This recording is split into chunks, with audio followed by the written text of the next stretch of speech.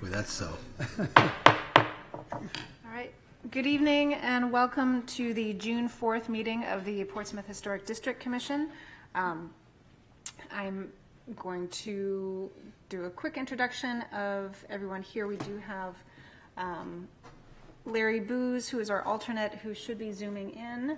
He should be here tonight. He is out of town, I think across the pond, apparently. But we have Dr. Dan Brown. Good evening. Martin Ryan. Good evening. Our Vice Chair, Margot Doring. Hello. I'm Reagan Rudig, the Chair. I've got Isaac Gilbo from the Planning Department. Good evening. John Wyckoff. Good evening. And David Adams. Good evening. Rich Blaylock, who's our City Council rep, is going to be here maybe like 30 minutes late or so. He's got a meeting right now. Let's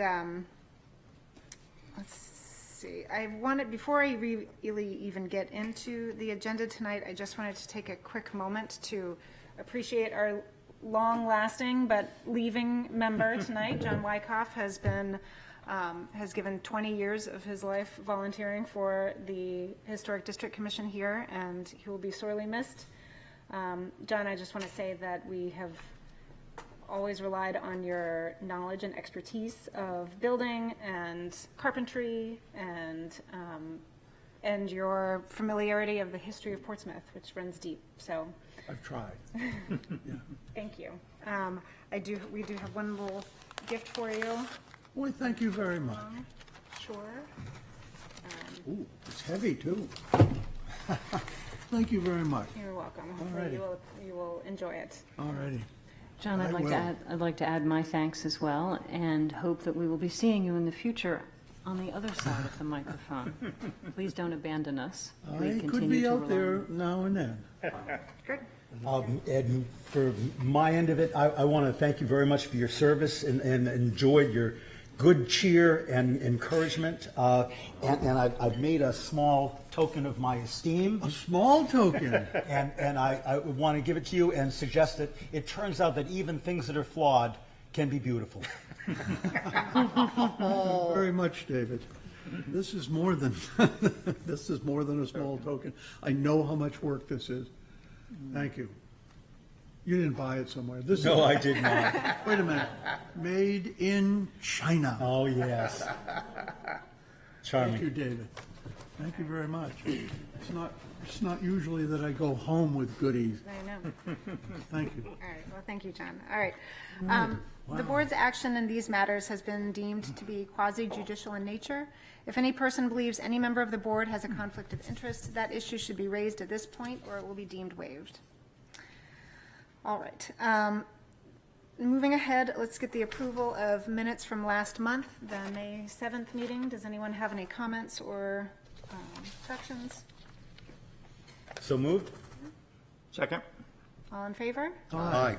Chair votes aye. Reagan, I'm going to Yes. I have to abstain. recuse myself from administrative approval. Okay. Number 2, Pickering Street, 44. Okay. I'm a direct abutter. And then we had a request to actually just take these one by one because there are some questions. So we'll do that. And before we get into the administrative approvals, though, first I do want to mention the postponements. So we have 3 requests to postpone this evening, just in case anyone here is for those projects. The first is the petition of Paul R. Delisle Revocable Trust and Rosa Z. Delisle Revocable Trust, owners for property located at 408 The Hill. Then petition of Brian O'Neill, owner for property located at 6 Dearborn Street. Those 2 are public hearings. And then the last is a request to postpone for a work session requested by Laurentic Revocable Trust, owner for property located at 209 Marcy Street. So can I have a motion to accept all these postponements until next month? So moved? And seconded. All in favor? Aye. Chair votes aye. Thank you. All right, so let's go. We only have 4 administrative approvals, so let's just run through those, and hopefully it'll be a quick and easy process. All right. The first administrative approval item tonight is at 95 Daniel Street. This was a project that was originally before us for a major renovation They're coming back and requesting a removal of previously approved windows on the west elevation, a continuation of the brick shelf around the perimeter of the foundation wall, addition of gates on either side of building to conceal the alleyways on either side, the addition of granite steps at both front and rear entries, removal and relocation of exhaust vents, addition of pilasters with scroll details on rear elevation to match the existing, and relocation of condenser with screening. And we'll be able to see those changes here. So we have relocation of window here on the west elevation, and the elimination of a window over here. Relocated vents, the new entry stairs, and the new AC and gates location. Do we have further questions on this particular application? I don't have a question, but I do have a concern about the granite steps on the Daniel Street side. The rest of the landscape has wood stairs or direct entrance. I have no problem with the granite steps in the back, but I think the granite steps in the front are not in keeping with the street or with this particular building. You want to pull this? It is pulled, so we're gonna do this one by one for each, Okay. these four.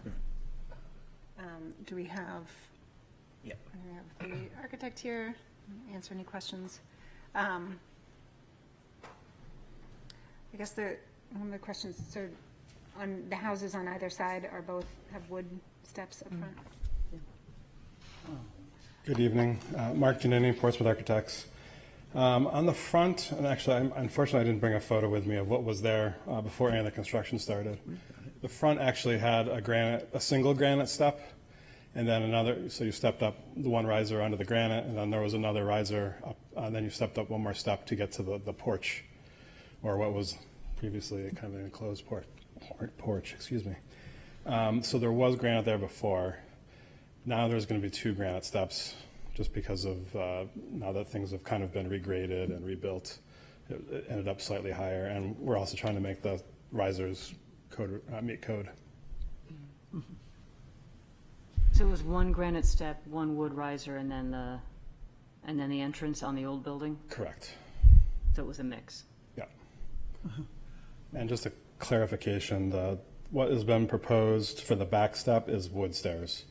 It did say, I think, granite in the text, but what we're showing in the drawings are wood in the back, granite in the front. So in context, the old barber shop, not knowing the number, I don't think that has any step. It has a step up, but It was that grade, that The entrance. barber shop entrance itself was at grade. They had basically removed all the floor framing and lowered it when they made the barber shop. Yeah. But on the left side, where the porch is and the main entrance, the original main entrance, that always had two risers basically, with the first one being granite, or at least when we started. thank you. Is there any other discussion or anything? I mean, I'm not going to die over it, but it was a concern I wanted to raise. I would just like to add that when this originally came to us for demolition, they did an amazing job of bringing it back, so I'm not too concerned about the granite on the front. great. Great. Let's go ahead and have a vote for this one, I need a motion for a vote. I'll make a motion to approve as presented. Second. All right, all in favor? Aye. Any opposed? Chair votes aye. Okay, next. Yep. And Dr. Brown is recusing himself. Fine. And it does look like Larry was able to join us on Okay, Zoom. good. Hi, Larry. All right, moving on to item number 2, which is 44 Pickering Street. And let me pull that up. So the applicant here has already installed a secondary condenser unit and line set. The condenser is screened by this wood gate here. And then the line set runs vertically up the side of the building and then over a few feet to the right. And that is already covered and painted to match the siding of the house, which are both typical stipulations that we ask for. So, Isaac, on the drawing, it says replaced heat pump. I thought I saw on my sidewalk that there was a heat pump still in this location. It Yes. just hasn't been removed yet? No, There are, I believe there are two. There was one that was being so there, what I thought I read in the text was that this was an emergency situation and they already had to replace them. So this is an after-the-fact approval. Ah, yes. well, my only observation on my sidewalk is that the heat pump marked B here is very, very close to the gate, and the gate is it's not very dense. So there is screening, but it is not particularly effective given the location of the heat pump relative to the gate. And I think a secondary screen on that near heat pump B, would be more effective. Anyone else have thoughts? Yes, John? I was just going to say what a clean installation this is, and also how effective it really is to paint those line sets, especially that dark blue. Very effective. Does anyone else feel the need to add extra screening?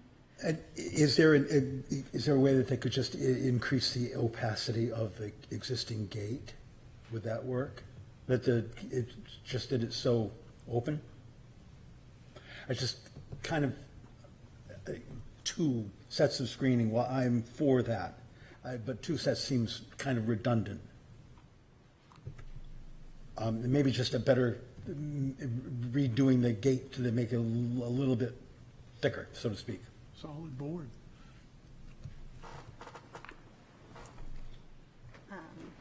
I don't feel really strongly about it. I think that it's, Okay, read it. if there were a point where they would have to replace the gate, they'd have to come back to us anyway, rather than having it disappear altogether. So,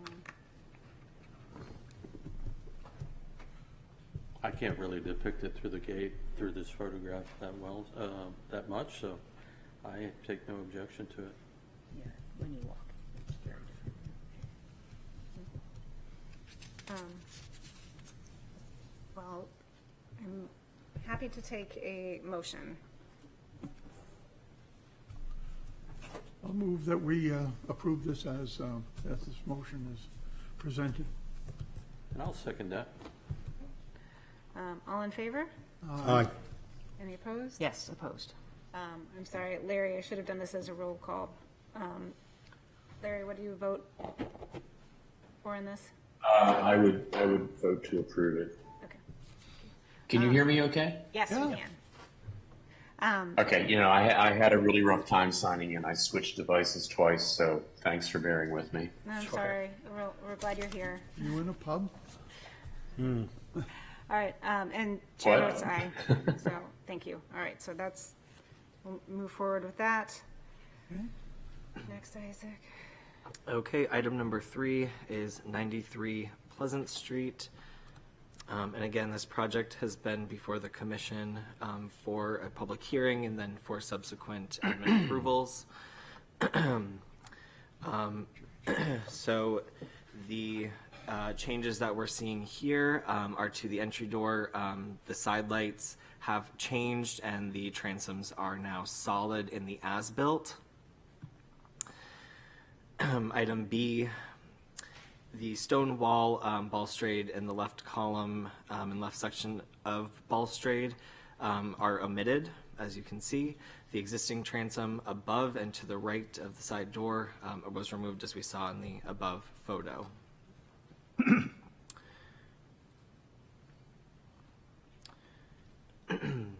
The chimney ventilator caps for gas fireplaces, 2 each on the northwest and southwest chimneys, have been installed.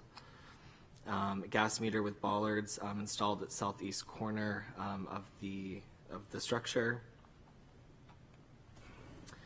On the west porch, the third floor deck railing has changed from glass to cable. That is to match the approved railing style at the roof deck. And there was added structural post at the left side of the third floor deck. Apparently this was required for code. And they replaced the granite wall between the sidewalk and the garage ramp with metal fence and granite curbing. Remaining trim work is in progress, as noted. On the dormers, the Court Street dormer is 8 inches wider with siding between 4 inches instead of 6. The window casing and corner trim, with wider siding between 4 inches instead of 6, window casing and corner trim. The shadow board was omitted.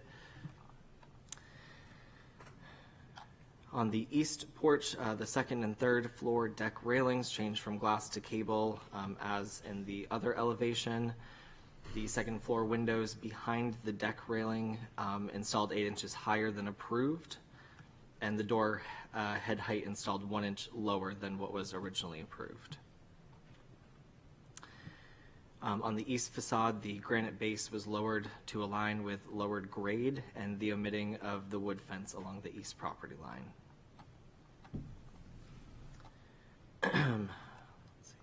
And lastly here, on the rear facade, the crown molding at window head casings is omitted, molding and apron trim added below window sills. And then there's still work that is in progress or not yet installed as they are finishing up. So quite a few changes to several elevations. Does anyone have further questions? I do believe the applicant is here who can perhaps speak to some of those infield changes if need be. Any questions, concerns? I guess it's my day today. I have concerns about the north entrance change in the door. Some of the lack of pillars, it gives a very different look and feel. It looks as if the pillars were removed because of the size of the ramp, which is for accessibility, which I understand. And we're not in charge of color, but the choice of black, the loss of the transoms and the side light, on my sidewalk, this looks very dark, very heavy, compared to the light, delicate that was existing before and was in what was requested in the plans. I have no problem with the one on the Court Street entrance. It's a more modern entrance. I'm fine with that, but this is right on the front of the house. I agree. A couple of comments. I'm just going to stick with the roof edge treatment of that same porch that you're referring to has gone from a delicate late federal or Victorian form to a very brutal heavy beam, flat heavy beam with no architectural embellishments that even come close to the delicacy that you see in the columns. We have a similar condition on the side toward Court Street, where at the end of the long ramp, that connector between the new building and the back of the Treadwell house has what had some development over the windows on the second floor, and now it's just virtually a blank clapboarded wall that terminates terminates abruptly. Again, sort of belying the delicacy. It looks like, and I don't know this, but it looks like they used much less of the space that the balustrade or the handrail, the guardrail is in. They just kept clapboarding up over the floor. But anyway, that to me is cold. I see the same kind of coldness on the next alcove down from that on Court Street, where that just, it's just Modern. It's yeah, I guess modern's a word. That we'll just go with modern. Thank you very much, Mr. Wyckoff. It just seems like no attempt at the kind of architectural story that the buildings themselves and the Treadwell House was telling is evident. Anyway, I'm not a fan. Thank you. Yes, please, we'd love to have the architect come up and talk about it, some of these changes. Good evening, Tracy Kozak, Architects. Totally agree with you. These are all items on our punch list that are in progress. They will be done. The trim, the wood, there's a lot of wood trim missing. It's not there yet. It will be there. Specifically on the front porch facing Pleasant Street, we're missing the crown molding, the gutter, and the refinement of that edge of the upper soffit. And on the side porches as well, we're missing the crown moldings. There are double different widths of wood trim at the top of the clapboard wall to reduce the height. Right now, totally agree. It looks half done, and it is half done. So we itemize the items that are in progress at the very end of the report.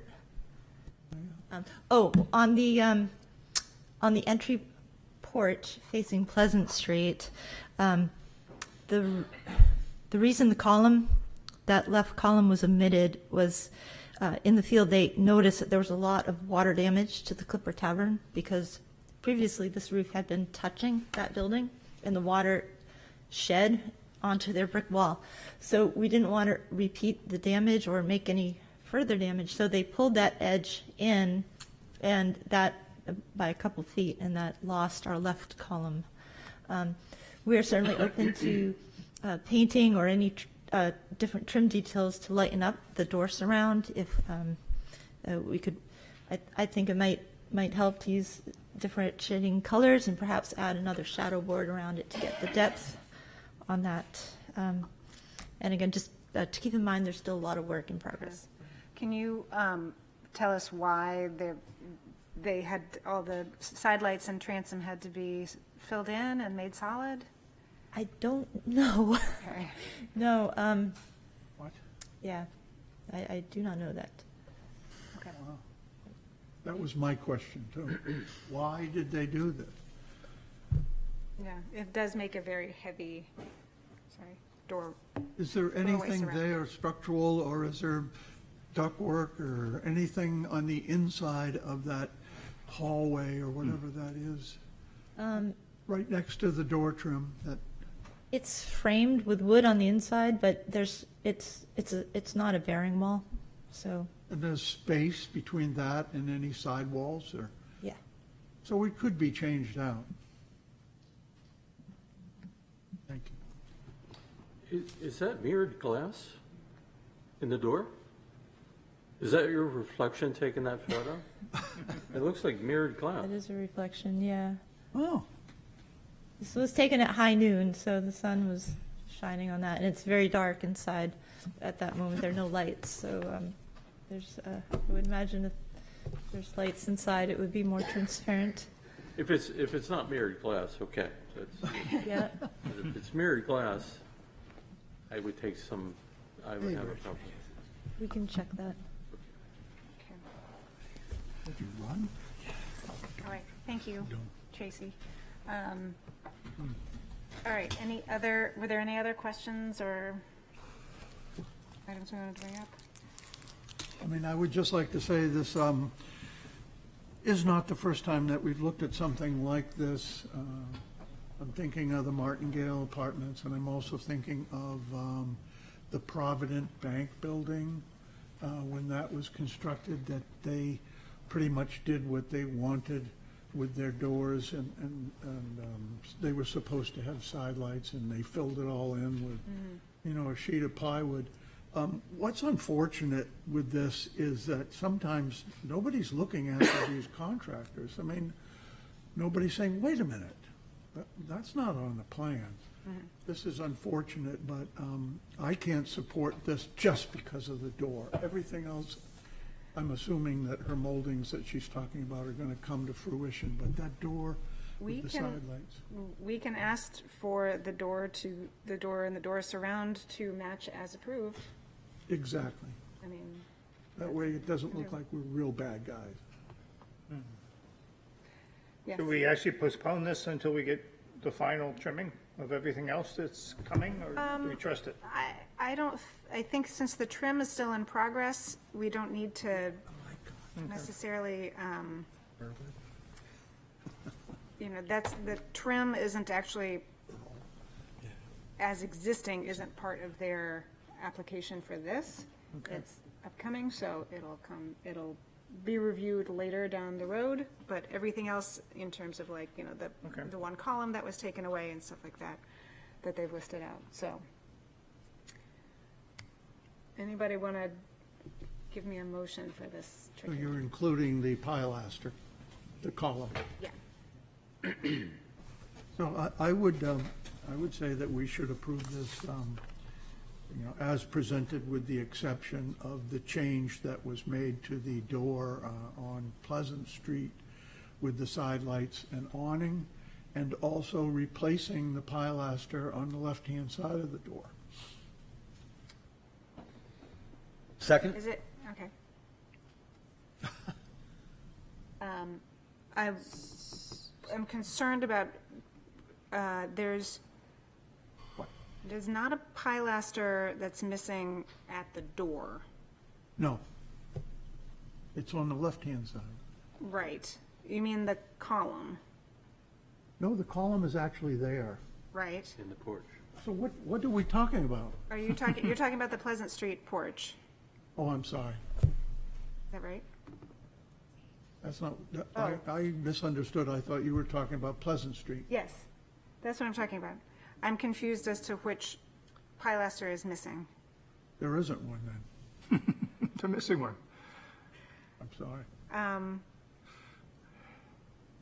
There's one on the right against the main building, Yes, 2 freestanding, and the one in the back might be a column. It should be a pilaster, I but think that's a pilaster in the back. I'm looking towards our Lisa? architect to give us a nod. Tracy hasn't been there in 2 years. It is a Yeah. pilaster there by the door. So that's good. Okay, No. so that's okay then. All right, so it's just the It's just transom the and door and for the me. side lights. Okay, And that's just on the Pleasant Street side, not the other one. great. Is that right? Okay, great. And we have a second from Mr. Adams. All in favor? Aye. Any opposed? Aye. Okay, chair votes aye. Okay, last one. All right, so item number 4 for admin approvals will be 238 Marcy Street.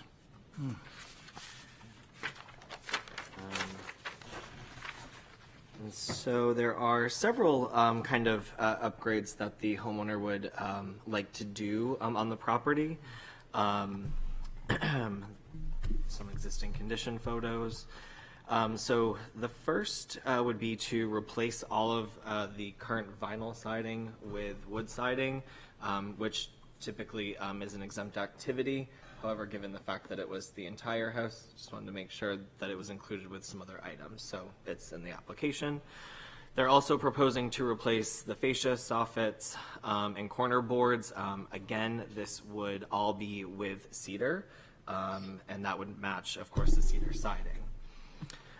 They're proposing to just replace the existing aluminum gutters with white aluminum gutters, same location. So again, it's part of kind of the exempt work.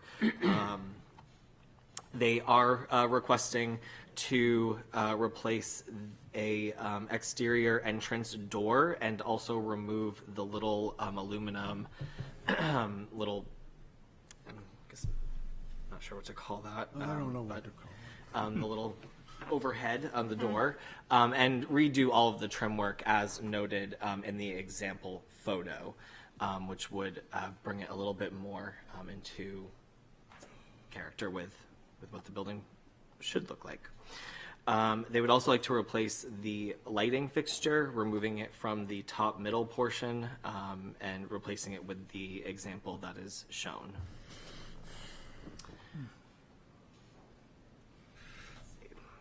They're also, again, just proposing some more window trim to be updated and revised, as there isn't a whole lot of detail in the current window trim now. And that would be in the cedar as well. And then they would like to replace the rear patio door with a new 6 pattern. And we have the full dimensions here. And just to show a photo back from 1955. So a lot of the work, again, would be considered exempt. It's just a lot. Well, what I appreciate about this application is that they say they're going to replace it with whatever they find underneath, if they find anything underneath the vinyl. So I think they're not going to find anything around the windows. I think the trim is probably all gone, but maybe the soffits and fascia, there's something under there. So, but yes, this sounds like it's mostly exempt. But I appreciate that. Madam Chair? Yes. May I say, I'm a little concerned with their desire to we're about to vote to tell them, to say that they can replace the clapboards with clapboards of a 4-inch exposure. This house, as you've seen in their documentation, is a building of indeterminate age. The siding and the thing that we have in the photograph from 1955 certainly looks like a turn-of-the-century sort of revitalization of this building. What it was, I can't say. It's quite high-posted, looks like a barn. Not to suggest that that's a bad thing, but it's hard to interpret it in terms of a classic architectural feat or building of a time. What's here now, the clapboards to me look to be about 3.5-inch exposure. And I say that because I was over to the house and measured the distance from the sill to the windowsill, and it measures 35.5 inches, which in 10 courses is 3.5 inch. The thing I spoke with the owner about the idea of having the clapboards not just 4-inch, 4-inch, 4-inch, because that's going to create a thing that no one really wants.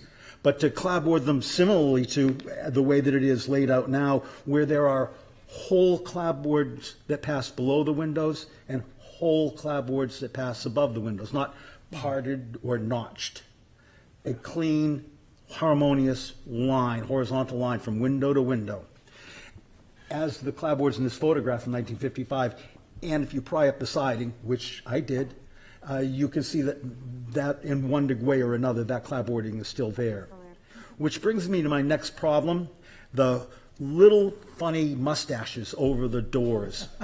and I can appreciate that the owner sees those and wonders what they could even possibly be. And it sort of looks like the thing that they once were has been truncated some. I'm not sure that putting this bit of foam gutter mold over the tops of the doors is really going to work architecturally. I would defend that with this building has a very tall sidewall, and by removing even that little bit of extra hood over the tops of the doors is going to make them look even smaller. Curiously, if you in the photographs, you can see if you tried to line up the top of the door with the top of the window, you find that the windows are actually higher than the door, which is, there's something odd about the sidewall. No harm, no foul, just when we go to deal with it, putting something even smaller over the door as a hood seems like a mistake. So I'd like to let them move this project along and let them get into their windows and siding and the rest of that, but I would like very much for them to come back with a revisit to the door and to give them the caveat that the clapboard should, as much as possible, match the coursing that's underneath there now. Yeah, I was thinking the same thing. I was thinking that we should figure out what is under there before we deal with it, before we give a blank statement for the doors. The thing that's in this photo right here is still there. It's still there. Okay, great. So, yeah, I agree with that. I don't know how everyone else feels. Yeah, I thought this should be a full application. I think it'd be best for everyone if they got a little bit down the road before those kinds of decisions were made, honestly. So I agree. I think that what we can do which is appropriate for administrative approval, is to give them the approval to take off the vinyl siding, see what's underneath, replicate whatever they can find with clapboard, with wood, especially the exposure. And then with any other changes they may need to make in terms of the door surrounds and things like that, they can come back to us. I agree. Does that sound Good. I think it's just really important. I mean, we've had more than one situation where the owner understands what we're asking, and then the contractor is told, replace the clapboards, and then they just go in and do what they're used to doing. And so I think that just having that communicated well to the applicant would be a good idea. very true? Okay. Great. Can I have a motion to? do all So that? moved with that stipulation? You're good. Get that. All right. Second. A second? All right. All in favor? Aye. Any opposed? Okay, chair votes aye. Thank you. All right. We got some work to do on all those windows. All right, so, we got through all the administrative approvals. All right, the next item is our public hearing, old business B, the petition of the Black Heritage Trail of New Hampshire, Inc., owner for property located at 222 Court Street, wherein permission is requested to allow the installation of a mural affixed to the side of the structure on removable panels as per plans on file in the planning department. Said property is shown on Assessor Map 116 as Lot 33 and lies within the Character District 4, L1, and Historic Districts. Who is here to present this application? Please come forward. And hopefully everybody got all of the extra information, very in-depth decision-making process, and all of that background to this. So thank you for providing that. And I have a little bit more too that focuses in on the. Barbara, sorry, could you introduce yourself? Oh, sorry. Barbara Ward. I work at the Black Heritage Trail of New Hampshire at 222 Court Street, and I live at 16 Nixon Park in Portsmouth. And some of my colleagues are here, including our executive director, Jerry Ann Bogus, and Mike is here from the from Sundance Sign. That will be, so if you have any questions for him too. Thank you. We have a new layout for the panels, and we also have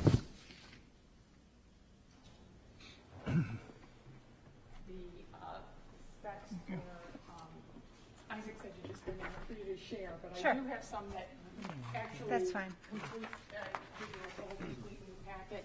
These, the specs are. Sorry, you'll have to speak into a microphone.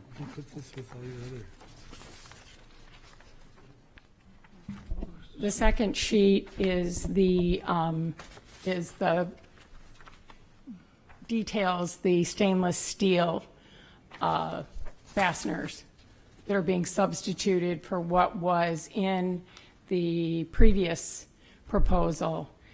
And I do have copies of the whole proposal with that in it, but this is page 1 and the last page of that section with those specifications.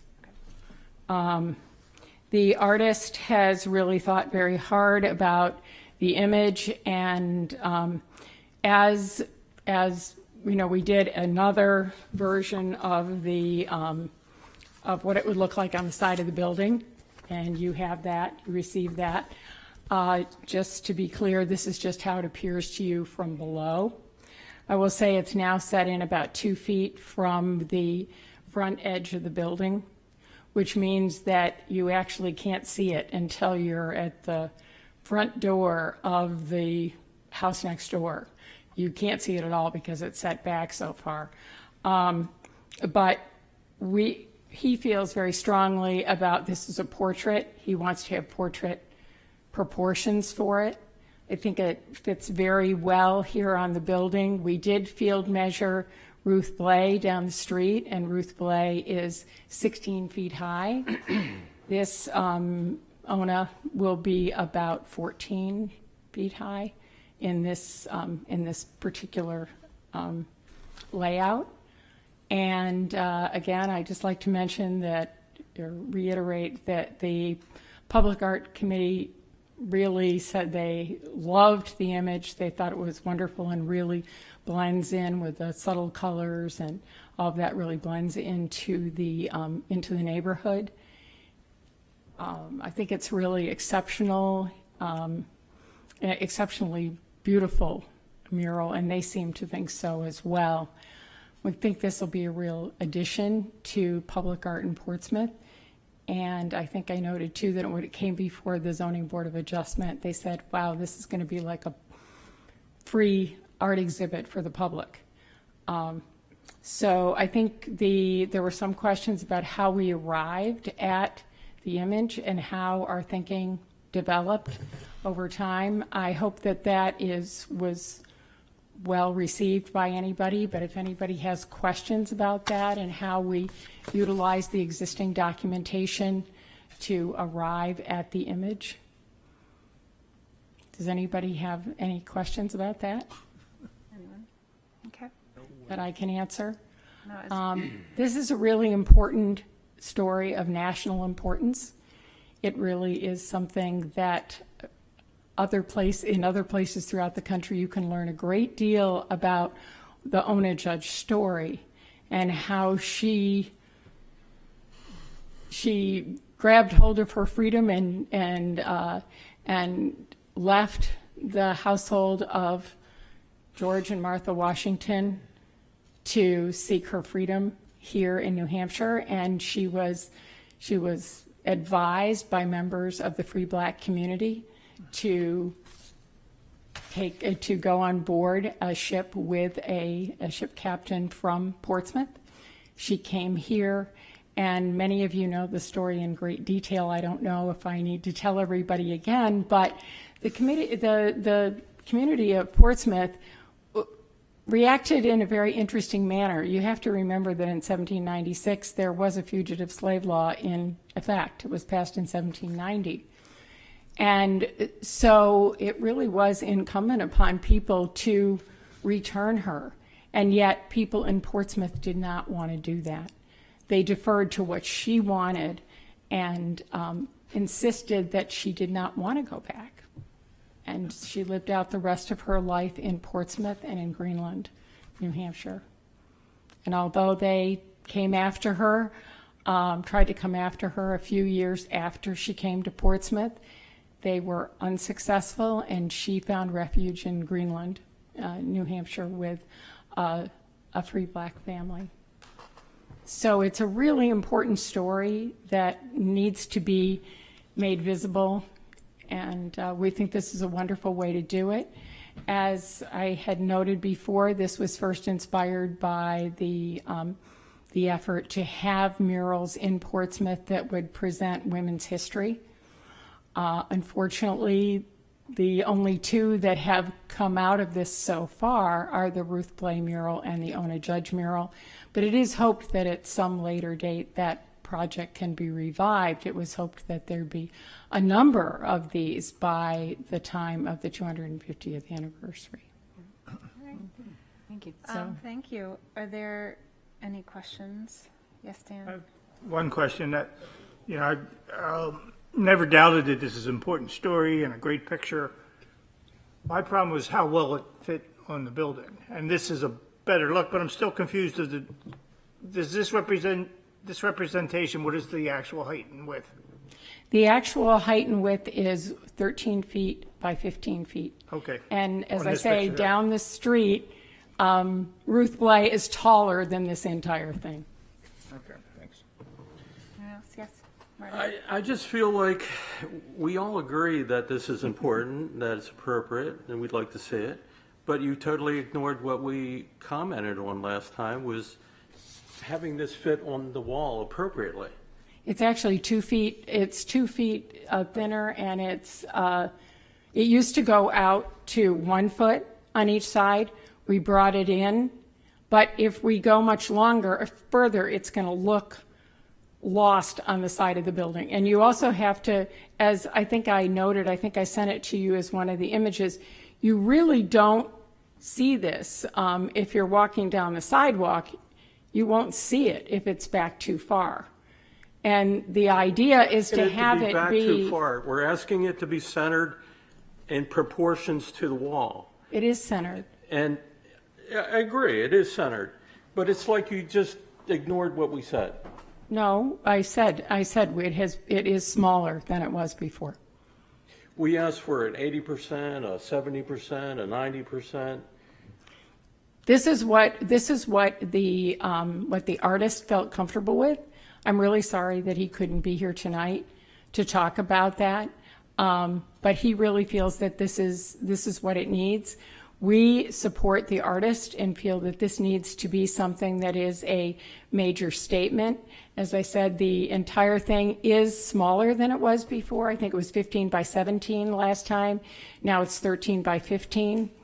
But going any smaller is going to make it start to look lost on the side of the building. So yes, we did come down smaller, but as I said, the artist really felt that it was important to keep, and we agree with him that it's important to keep it at least at this size. And remember that right down the street, Ruth Blay is a foot taller, just the I figure don't of know Ruth what Blay. that has to do with anything. Have Well- you ever sat in the first row of a theater and have a giant screen? You can't take it all in. And you can't back up enough to see this thing proportionally. I just think that, Yes, you can from across the street, and as you're coming at it from across the street, you can see the whole side of the building from the intersection. So it doesn't. It's not as overwhelming as it seems to you, because we're trying to show it to you, in a way that you can really see the whole side of the building.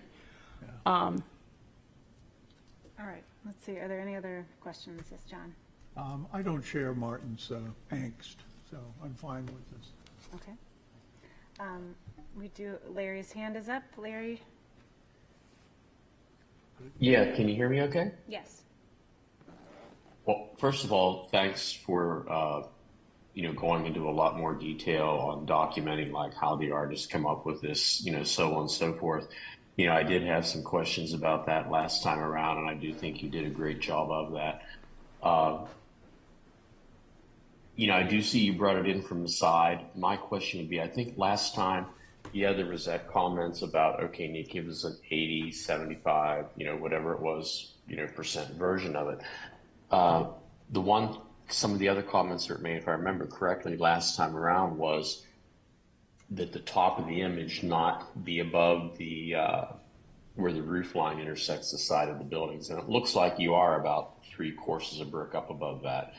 So my question is, what if you slid the whole darn thing down about another foot? Then you've got the image within, that rectangular area of the side of the building. We can do that. Our big issue is that the next door neighbor has a truck with a bumper that's about 30 inches off the ground. So we're trying to accommodate the bumper of their truck. But we could bring it down. We could bring it down. Yeah. I don't want to change the size of it, but we could bring it down. Madam Chair? Yeah, because, realistically, that's going to be in the building for a long time, but his truck may not. So that's greatly appreciated. I think that's a good comment, so. All right, thank you, Larry. You're welcome. Mike with Sundance Sign Company. I've been working on sizing the panels and so forth. The dimensions that we have on the building. These are wrong. This is. This one isn't. That's right. Yeah. That's right. So looking to go 32 inches up from the ground to the bottom, we have a total of 18 feet before it intersects the roof line that Larry's talking about. I think the perspective in this drawing isn't to scale in that respect. We would be below that point with a 15-foot mural. Okay. This does show it, like you said, 3 or 4 courses above, as the artist put that on there, but it's not true perspective. Okay. Good. Great. Here we go. Yes, Mr. I don't know if this clarifies my position. I think this is what I'm hearing from others, is if do the mental exercise of making the sidewall of that building into two forms, one a rectangle and one a triangle. To my taste, the portrait should fit on the rectangle and not enter into the triangle. And if that can be accomplished, I would be all for this. It sounds like that's what the installer says it's going Yeah, to be. that's what they're saying. Yes, Mr. Blaylock. Thank you. I'm happy to support this. I've been watching the Public Art Review Committee meetings on this and the discussions with the artists and everything. I do understand the angst and I agree it should stay in the rectangle. But yeah, this is a fascinating piece of Portsmouth history, and to celebrate Ona Judge, I think this is wonderful. And all the work that's been done, all the decisions to make sure her head was covered and make sure it was all period appropriate. But I appreciate all the work that's been done. It has been a lot of work. Any other questions? If you like my bowl? Did you make that, John? No, Mr. Adams made it. Mr. Adams did. Oh, really? Lovely. Is there anyone from the public who would like to speak to this application? Might as well have fun.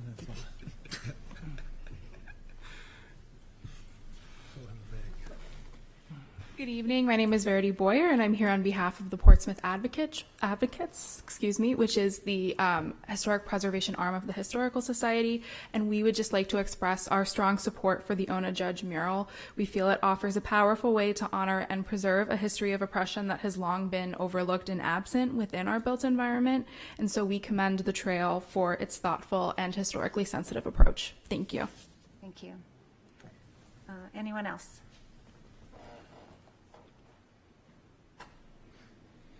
My name is Jerry Ann Bogus, and I'm the Executive Director for the Black Heritage Trail of New Hampshire. Needless to say, I totally believe in this project because of its historic significance. I also want to add that it gives us the opportunity. It is the next step in our augmented reality program where, with a disc on this mural, anybody can come and have a total museum experience of this story. Documentations, historical documents, reenactments, and anything from any place in the world. So it's not only going to put the Black Heritage Trail telling the story, it will be an international story. It puts Portsmouth on the map internationally. Thanks. Excellent. Thank you. Anyone else in the public wishing to speak? All right. Oh, no, you do one. Hello, I'm Erica Dodge, and I think this is a wonderful addition to the city. I applaud this effort. Thank you. Anyone online? Nope. Okay, great. Then I will close the public hearing and wait for a motion.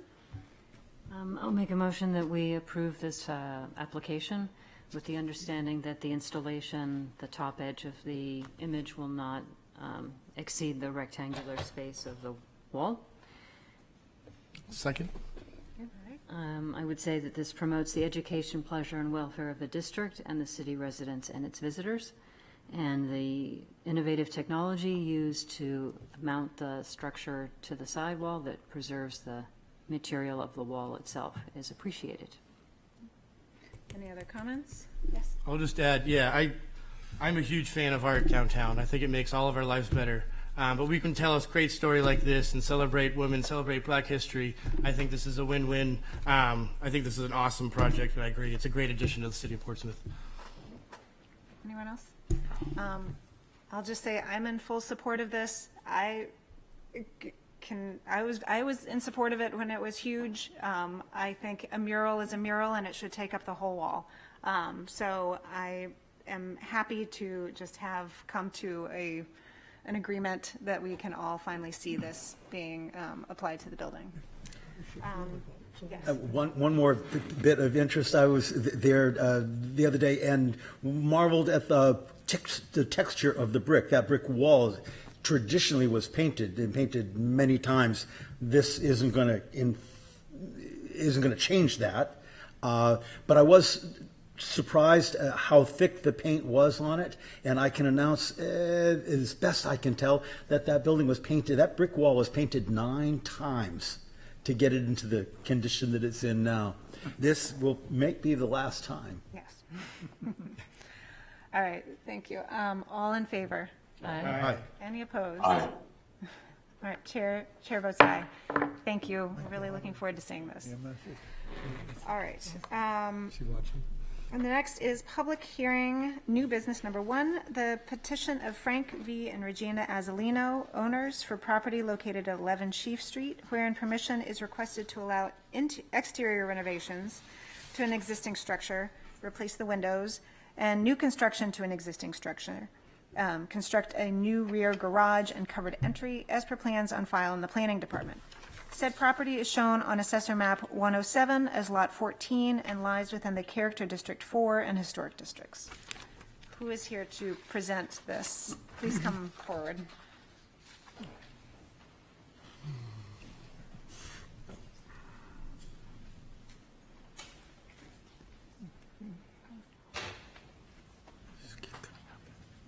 So, welcome back. Please introduce yourselves.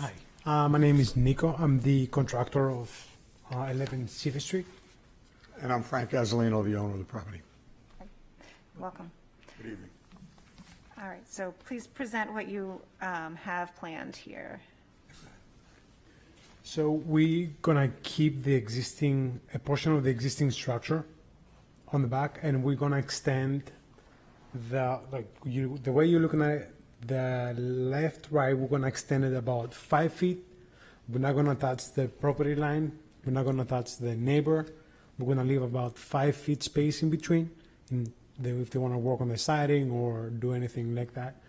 And then we're gonna extend the front out about the same line with our neighbor to the left, so we can do a garage in there. In our working session, our neighbor shared some of his thoughts. We gave that great consideration, and we changed the design. So now it is consistent with the other houses where the garage is on the right side with open space on the left side. Wonderful, thank you. All right, and everything else in terms of the window replacements are the same as what we saw in the Yes. work session. Any questions that anyone might have? I think for the record, the applicant should provide us with the dimensions of the exterior pieces, the exposure of the clapboards, the sizes of the corner boards, the fascia and angled trim. I think that's wrong, and I think that that's not an impediment on the project or any comment of their design. Well, we can certainly ask them to specify that right now, and that is part of the presentation. All it needs to be done, that's all. We believe that was submitted. You should, other than these plans, you should have pictures of the clapboard and the trim.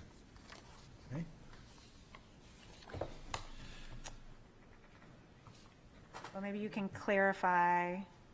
Let's see, yes, so the clapboard's 4-inch exposure, that's right, and a 1x6 primed flat stock trim. All right, that's great, thank you. I was going on the basis of the drawings, ma'am. Yeah, no, that's great. Great, thank you for the clarification. And the clapboards are also pine? Wood. Yep. Yes. I guess so. Okay. Any other questions? Got the window. Yep, all the windows look fine. Okay. Well, It's screening around the AC. do you, yeah.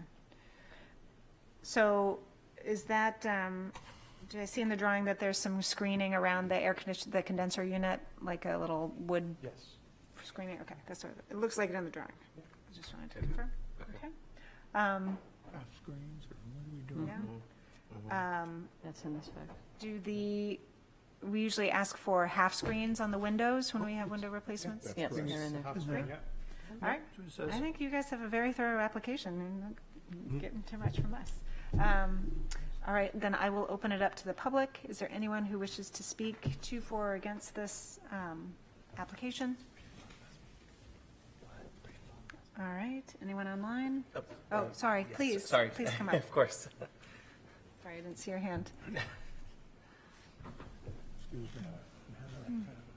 Yeah, good. Happens to me too.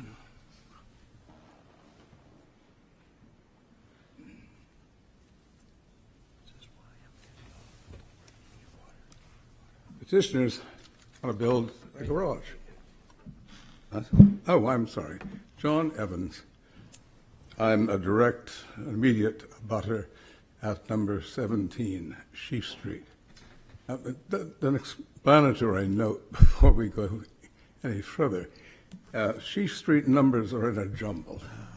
Originally, when the Sheaf Street, the row house project was developed and constructed, we believe it was about between 1815 and 1817, as far as we can determine from the deeds. And as I've stressed throughout and stated, I think, emphatically at the last planning session meeting, we're not dealing with a single house. We're dealing with row houses. We're dealing with a quartet of virtually identical federal row houses, 3 stories high. And I think you've got to bear that in mind, I think, because every decision that you make will affect everybody in that complex. I have some problems with dimensions left out. How wide is that door? The door with double hinges. I can tell you how wide my garage door is, and let me explain. I have a garage. If they want a garage, let them have a garage. My other neighbors at number 9, he's got a garage too. So let them have a garage, just not this garage. All they have to do is put their garage at the right-hand side and make the garage door smaller. They will bless me if they go that route. Because let me tell you, Sheaf Street, Custom House Court, I always wince a little bit. That sounds a little precious and fancy. We just call it the alley. I mean, I've lived on the alley for 19 years. It doesn't get plowed with the immediacy of some of the main streets in Portsmouth. And if those doors are about as wide as I think they are, I hate to be the person who's pushing it back against the piled up snow come winter. You only know that if you live there. With federal architecture, I don't have to give this panel a primer on the main aspects of federal architecture. I mean, you're members of the commission, for God's sake. You're expected, at least I expected you to know a lot about history and a lot about architecture. So you got the basics down, I think. And it's symmetry, symmetry, symmetry, primarily. In the case of a row house or a row development, it's repetition. Because you got 4 houses, you got a package. And this totally ignores that reality. This whole thing could be corrected if the opening, the door of that garage, was reduced in size.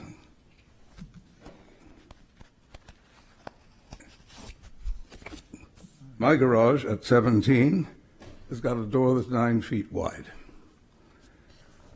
The neighbor at number 11, or at number 9, to the extreme right, has got a door of 8 feet 4 inches.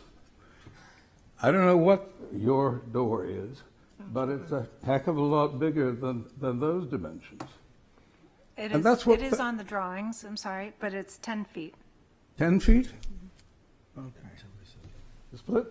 What is it each half? It's It's an overhead door, so the doors do not swing out, so they will not. I thought I saw hinges on it in the initial drawings. No, it's an overhead door, so it'll slide up All right, inside. okay. So it will have nothing to do with the alley or the snow in the alley. Okay, well, you're lucky. You're lucky. Trying, John. All right. Yeah. I mean, listen, I'm relieved. I was facing a brick structure, cheek by jowl, to my garage the last time we got together. And we listened to you. Okay, glad you did. But it's also smart from your point of view. The other thing I can't countenance is this long cul-de-sac, 5 feet wide and 20 plus, 20 feet, X number of inches long. Let me tell you, that's going to be covered with cigarette butts. We'll have a gate. Okay. We'll have a gate at the end. Don't forget it and leave it open. And so you're saying that the people who work in the restaurants? Absolutely. They will come out and on my property smoke cigarettes? Yeah, well, and they'll bring milk cartons out, so they got a place to sit. I think we'll have to deal with that when the time comes. The Well- reason it is the full 20 feet is, unlike yours, I now have a green space requirement, which is 130 feet. That design accommodates that green space requirement. All right, excuse me. I think that this is a conversation, it's turning into a conversation that This is a the private. neighbors need to have with one another rather than in a public forum. So if you have any other comments, can you make them brief and? Yes, I think it's an opportunity to refashion this proposal so it really has some bona fides as a federal piece of architecture, so that it matches. There's the other two garages there. Why doesn't this one match? It should. I mean, that's part of what the federal style is all about. May I ask a question, sir? I'm sorry? May I ask you a question? Yeah, sure. You mentioned that the numbering is not logical.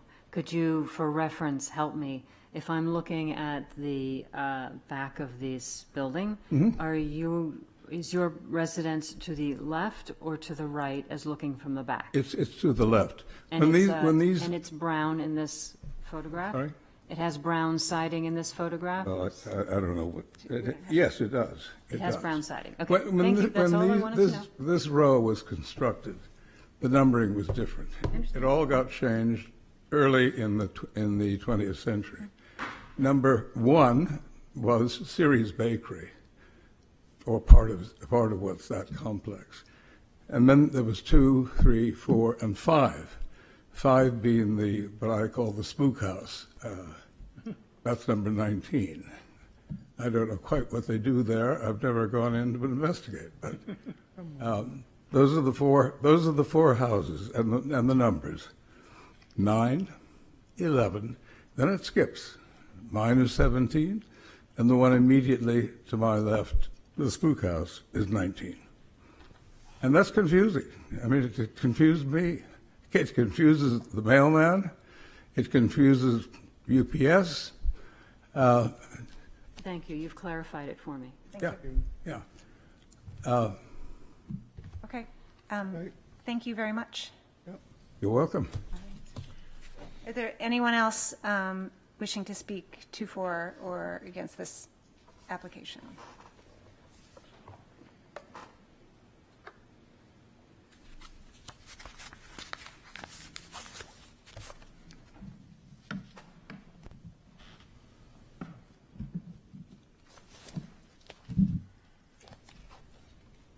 I'll sit right here. Good evening again. My name is Verity Boyer, and I'm here on behalf of the Portsmouth Advocates. And we totally support the this garage, but we are hoping that perhaps the applicant will take into consideration aligning it more with the federal style and matching it to the other garages on the street, if possible. Thank you. Thank you. Anyone else? Erica Dodge. I live at 14 Sheaf Street. I am diagonally across the street from this property. And when I look down Custom House Lane, the alley, I see a very lovely rendition of the first garage. It was not a garage, it was probably a kitchen L in brick that you see on the right. And the owner has made it into a garage, and it's very sympathetically done. We have a brick that is almost the same height as the clapboard on the left, that is the Azalina's property. And if that were to be topped with a peaked roof, it would take the pall off that almost flat roof, which is totally out of keeping with that street. It would be maybe like a 3/4 addition, like the one on the right. And then the two others that are full 2 stories, we could actually go 2 stories and replicate the other 2 and give a lot of extra room. But just bringing it up and putting a gable, a roof with a triangle on the end, like the one on the right, it would be more in a federal style. And I agree that the door could be a little narrower to bring that triangle so that it's not looking like this. It would be more like that, like the neighbor on his right from the back.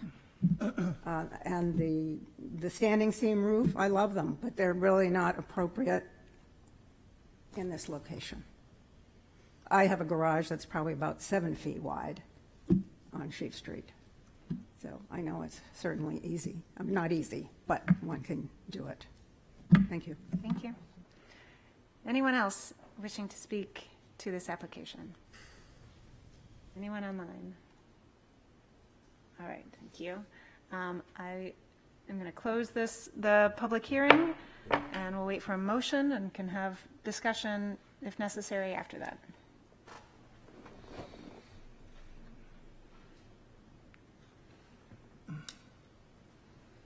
I'm going to make a motion to approve this application As presented. as presented. Second. I'll second. Okay. I feel like the standard for what we would expect on Shave Street is not the same standard we would expect in whether we call it the alley or the courtyard. I'm not sure you'd want the abutters to build the same thing as this gentleman's house right next to it. I don't think you would want that. I think when we first saw this, it was being built right up against the property. I think they've done something very generous in pulling the structure back 5 feet and giving it some breathing room.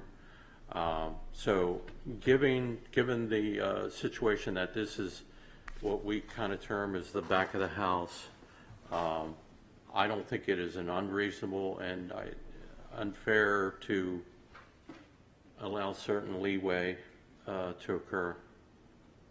Also, I just feel that this is not in contrast to what we would expect in the historic district for structure. So given that, that is why I've made the motion to approve. Can you give us some findings of fact? Is there any further discussion that? I would agree with, Well, you want, I'll give you findings of fact. I think it is compatible with the surrounding properties, and it supports the property values of the community. yeah. And it's a garage, too. And it's a garage. Yeah. I have one question. We see 3 of the garages here, which certainly none of them look like the other. What's the 4th garage look like? Or the 4th out structure? There's not a 4th. There's only 3? Okay. So as I see the 3 here, they're completely different. I'm sorry, we can't have discussion. The public hearing is closed. I'm sorry, so we can't really. No, you answered my question. There isn't a 4th. Fine, thank you. Any other discussion internally here? Can I say, I would like to be more sensitive to some of the issues that have been brought up, but I just don't. I'm sort of like in the Martin's camp where this is an alleyway, which is a jumble of back of the house things and always has been. I don't see any similarities between any of the buildings, and if we made this into a peaked roof building, which is an interesting thought, didn't even occur to me, because this came to us as a fill whole space project, which wouldn't support a peaked roof. So this, as a derivation from that, makes an awful lot of sense. It also, and I hate to make it as simple as this, but really is such a positive move compared to what is currently there in almost every respect. And I'm not sure how much a thing this wide would be helped by a peaked roof, which should just be more clapboards. He's not going to make it out of brick at this point. I don't see where we're making. I just don't see where we're making an architectural mistake. I just don't. And it's not a perfect thing. It's not maybe what any individual wants, but to me, it meets all of the criteria that I need on the back of a building like this. So I'm going to be supporting this. Thank you. All right. Any other discussion? All right. All those in favor? Aye. Are there any opposed? You're opposed? No, I'm sorry. Pointing to the. No. Larry's not voting. Larry's not voting. We have a full. Got it. Set here. So, no opposed. Chair votes aye. Thank you. Okay. So you guys are good to go. All right. Next is the petition of St. John's Church, owner, for property located at 101 Chapel Street, wherein permission is requested to allow exterior modifications to an existing structure, installation of rooftop-mounted solar panels, as per plans on file in the Planning Department. Said property is shown on Assessor Map 106 as Lot 62 and lies within the Civic, Downtown Overlay, and Historic Districts. Hi. Hello. Please introduce yourself. Steve Cavallaro with 603 Solar in Exeter. Please present to us what you have here. So nice to be back. Last year, we came and got approval for an installation of a 54-panel solar array on the west side facing Chapel Street, and we're here now petitioning to add a 45-panel system on the east side facing Bow Street. The panels will be identical in appearance. They're 435 watt, all black panels using a microinverter system, so all the hardware is hidden underneath the panels. The only change besides the panels going on the roof is there will be one additional conduit coming down next to the existing one that's there for the utility and for the solar. I guess my question is the main one. Since we did not approve this installation last year, has there been any change to the application that would make us reconsider our decision? Well, the initial install was complete. We were hoping you guys had a chance to take a look at that. We did address all the issues with like the skirting and things of that nature to hide all of the rails on the roof, and just giving this another shot. I would just like to say that I think the installation on the west side was very successful. I think the reasons it was successful is exactly the reasons I still can't support this one. The west exposure has, almost edge to edge, top to top. It's nicely covered, so it's not very, very shiny. But what you're proposing for the east side, you've got divots, you're going around some structures, and the vantage point is very different than on the west side. On the east side is, you can get a longer vista.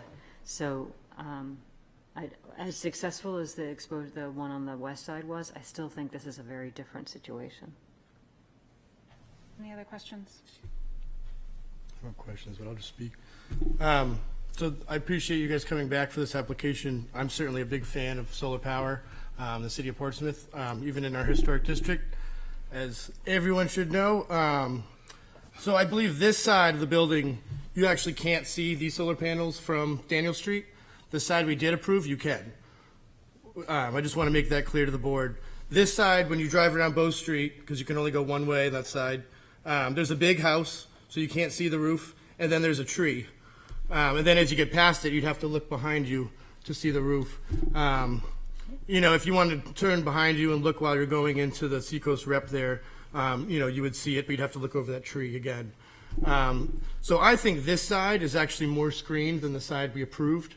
I also think the side that you did, I think that's one of the finest, most successful applications of solar I've seen.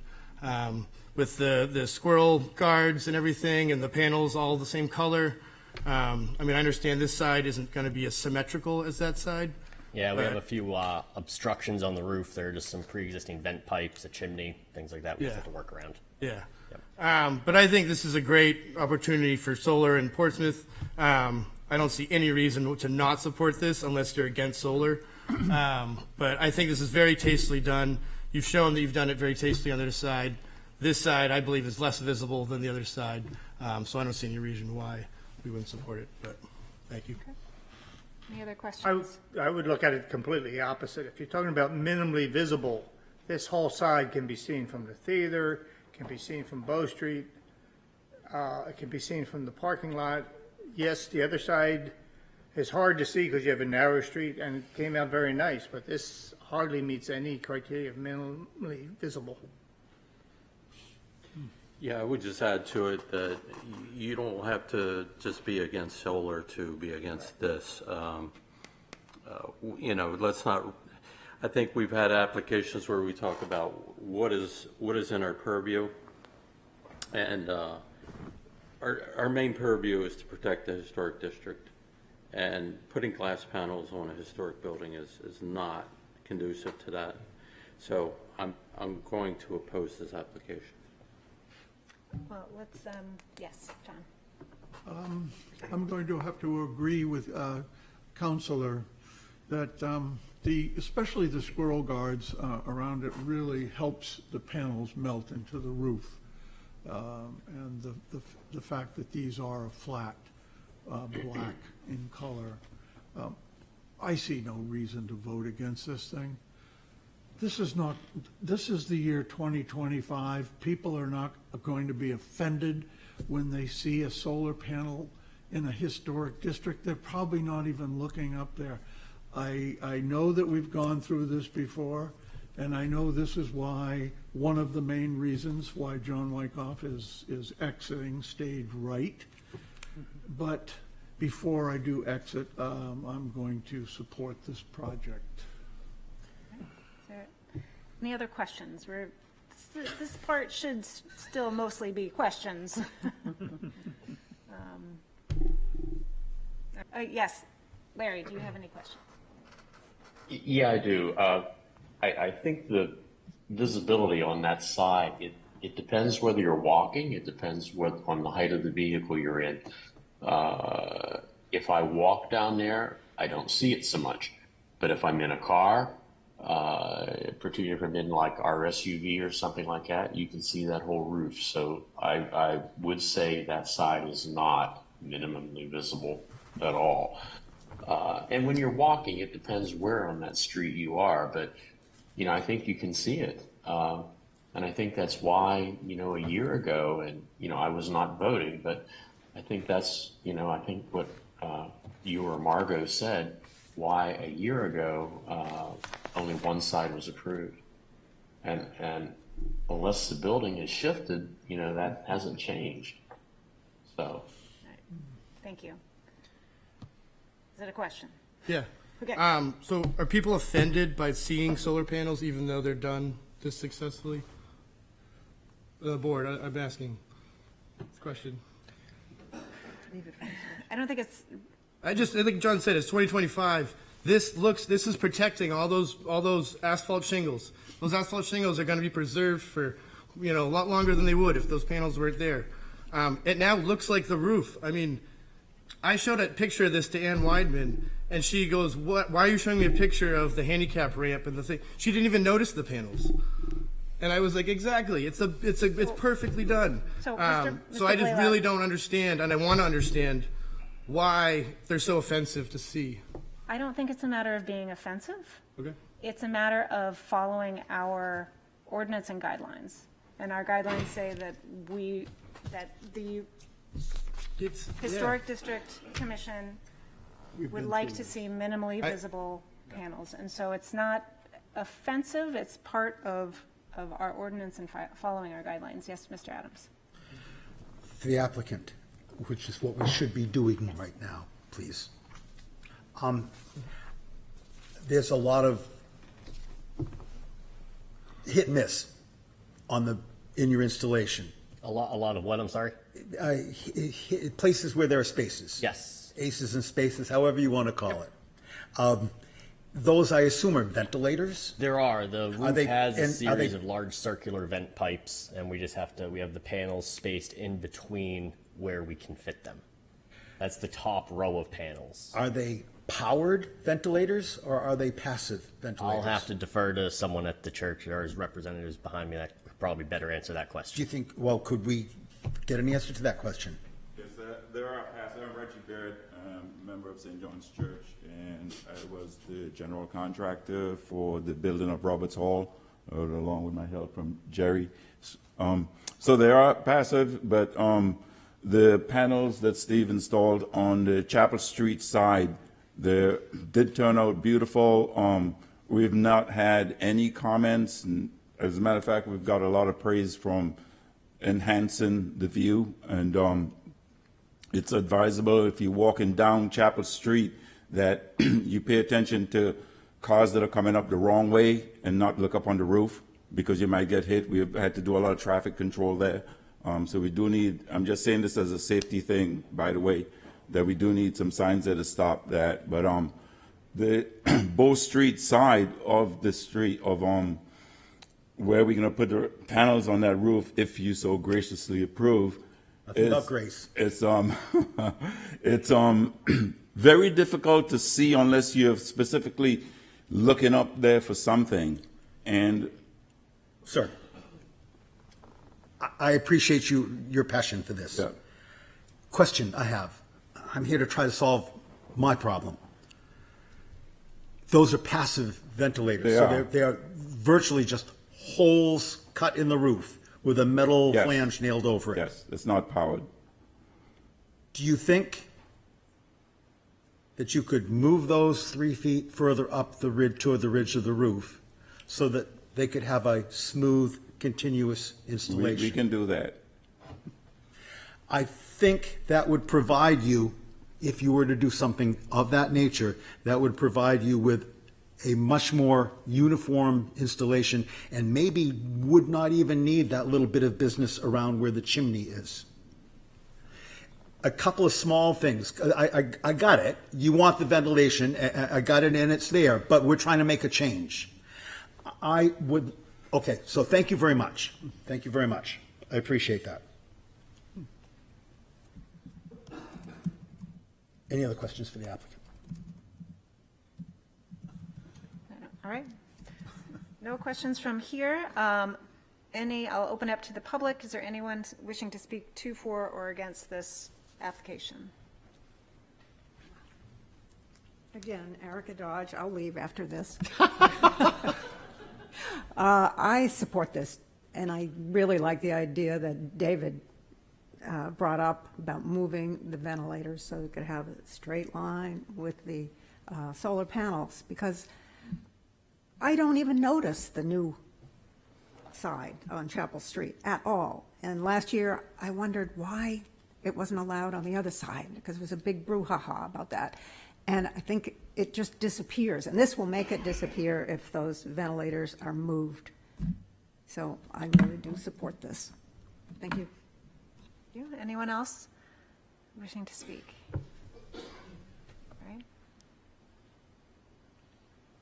Again, I'm Reginald Baird from St. John's Church, and I would just like to say thank you for what you do at HGC. I really appreciate your work, and your patience is gracious. You really do a great job, and just listening to all the other applications and your patience, I'm telling you, you're blessed. But coming back to Saxter Hall and the work that's done there, are going to be very brief because I know you guys are tired. The work that's done there is just continuous. I mean, they've served I believe, about 180 meals each week in support of the Portsmouth community and the Seacoast. And throughout COVID, when it was difficult to continue that operation, the members took it upon themselves to make the food at home and bring it back to the church and continue to serve the community. So the panels is really helping the church continue that mission.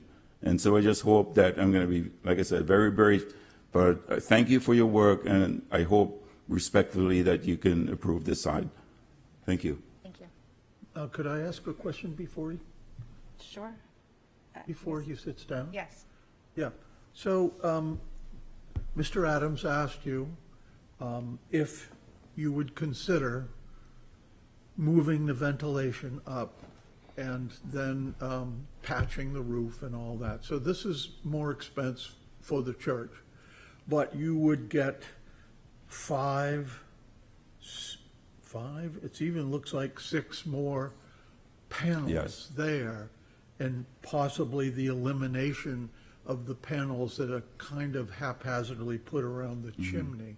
In other words, you would end up with a nice solid A solid- rectangle Yes, sir. of panels. Would you agree to that Yes, we would. before we vote? Yes, we would. We would agree to that.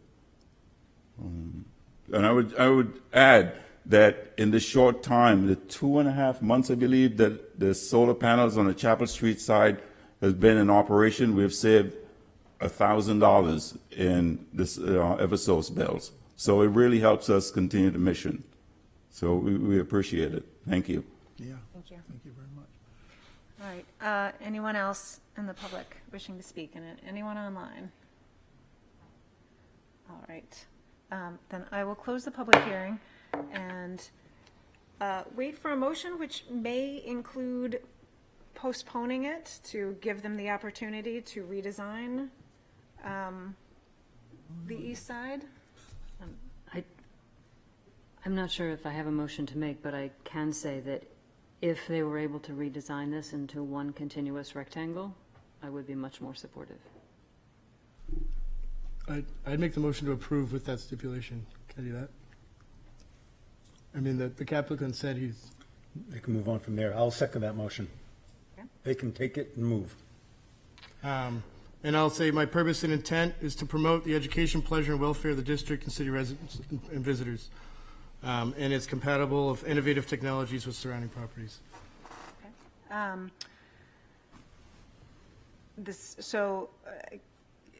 Could I possibly request Yeah. an added to the stipulation that they do bring for administrative approval, whatever their plan is, because we need to have that on file and understand what.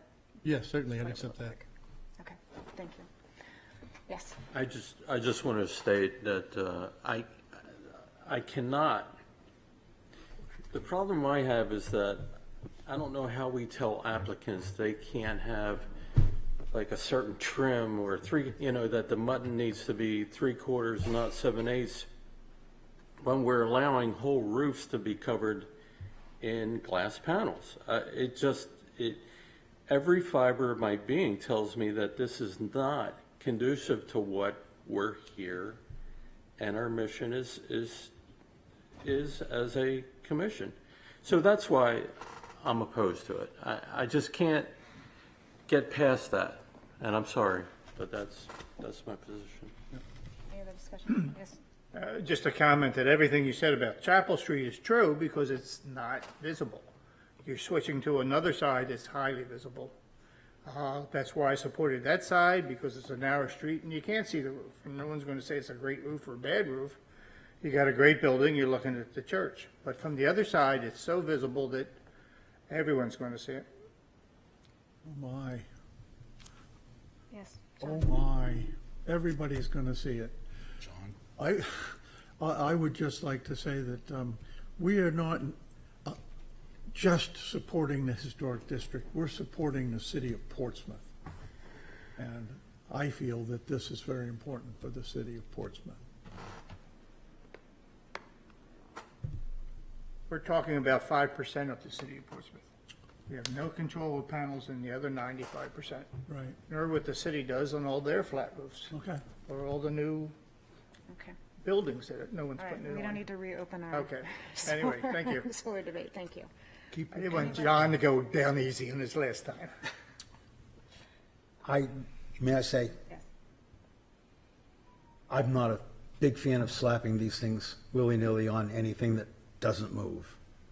But I think something that looks like a thought-out presentation, a thought-out installation, not just as we've seen in the past, how they fell when they got off and they came off the truck.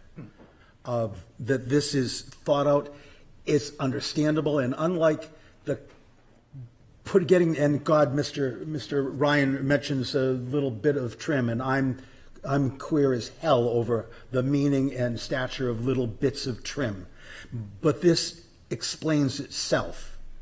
It's not a thing that we don't understand. Everyone that looks at this is going to know what it is.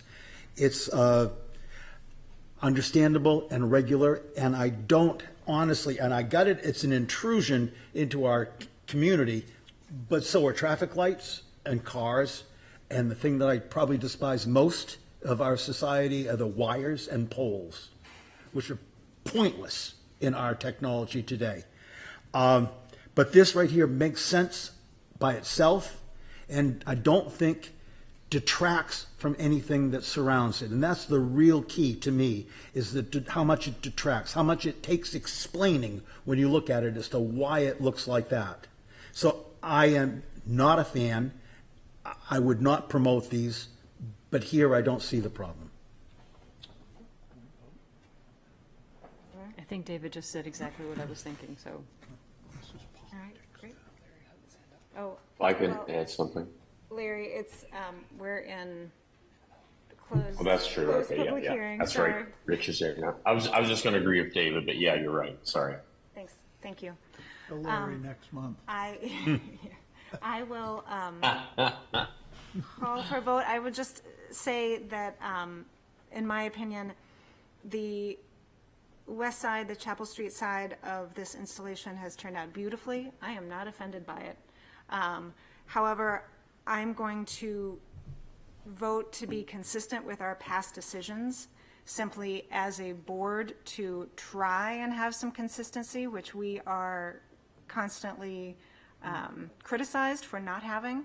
And so to be consistent with what our guidelines and our newly, ordinance and everything says, not to say that this is wrong, because this is still, we are all voting our opinion on how this is appropriate or not.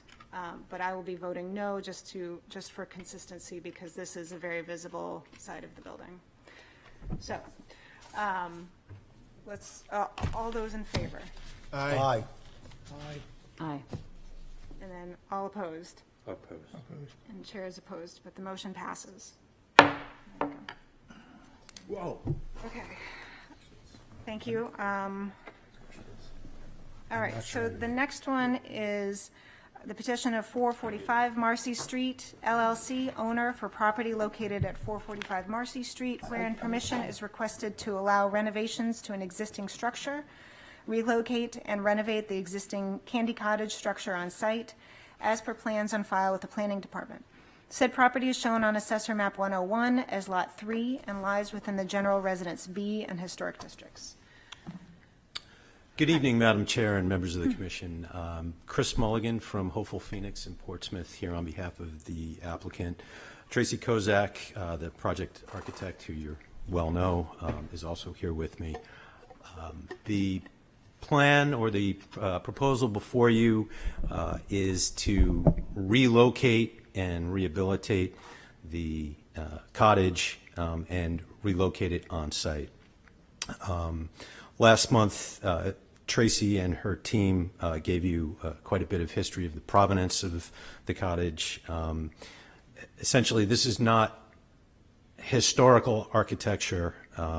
It's not suitable for habitation, and it's not suitable for retail commercial use. But it's from last month, the message that we believe we received from you all and the community was that its prior use is a historically significant asset to the community that you would like to see us preserve. So last month, I believe it was the chair who articulated that what was before you last month was a big project with a lot of moving parts.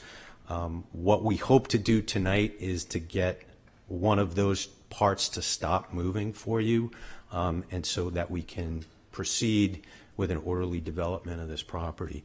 The plan, I think, is relatively straightforward. The plan set that you have has a site plan.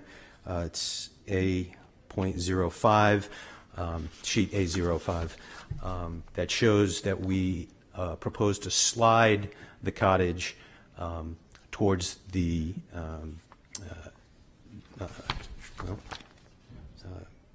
towards the Partridge Street side of the property, away from Prey Street.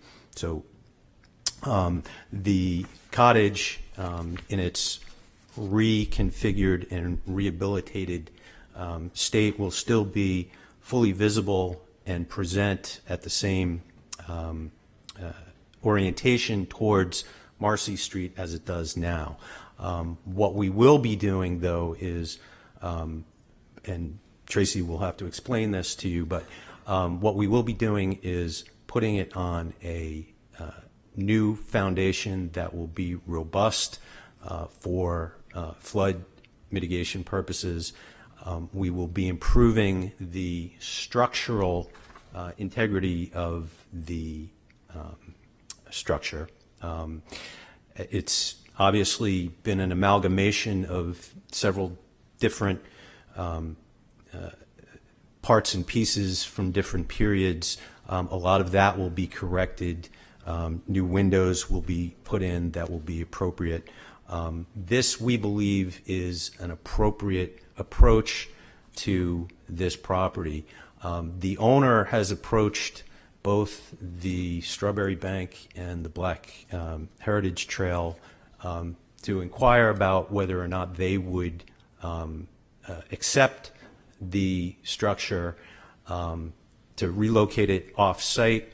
That has not proved viable. I don't want to say they're not interested, but I don't believe anybody has a use or a space for it.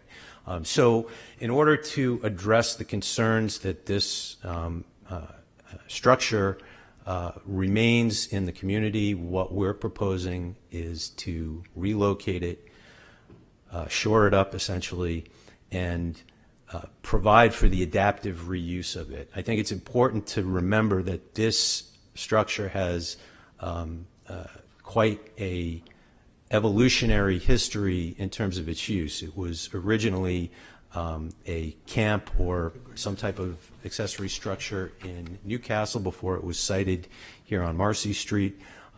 Thereafter, it was at one point used as the candy shop that creates its historic significance, and then subsequently it was converted into residential dwelling space.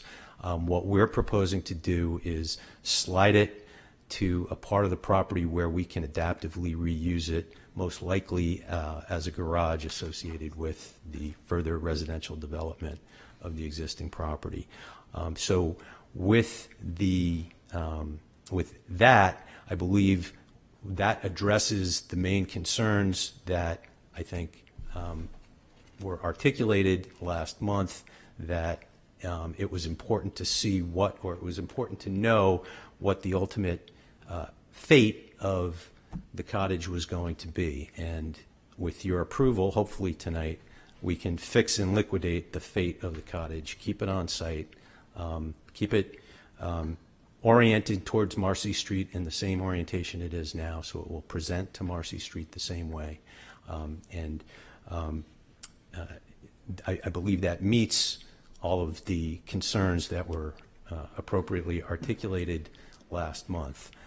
Now, I will state that I understand that you received some communication from from the abutters regarding the appropriateness of this commission considering this application at all, because it's somehow a change of use.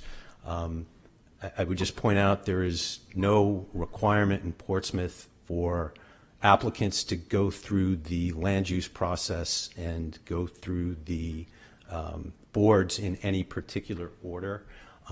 If for whatever reason we need variances to do what we're proposing, I don't believe that's the case. I believe we're not changing the use from residential to something else. But if in fact that is the case, that will come to light when we pull a building permit.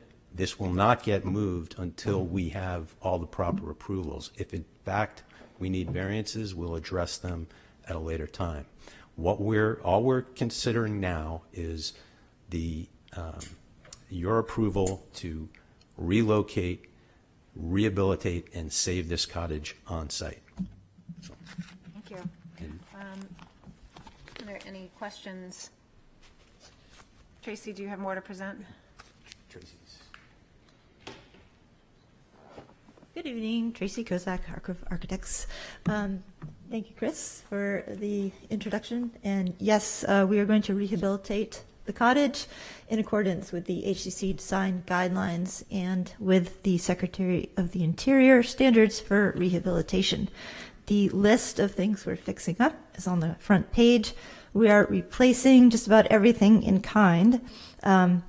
Rather than go through the list of everything on the building that we're replacing in kind, the only things that we're not replacing in kind are the asbestos. And we would like to replace the storm windows with double glazed windows so they're thermally insulated.